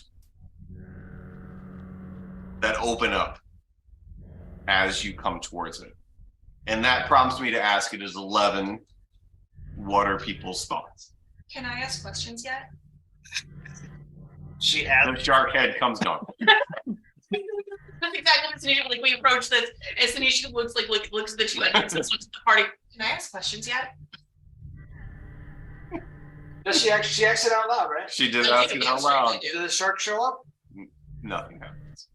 About Yes. 10 or 15 feet after the statue, You don't hear the the whispers? whispers started to fade. Okay.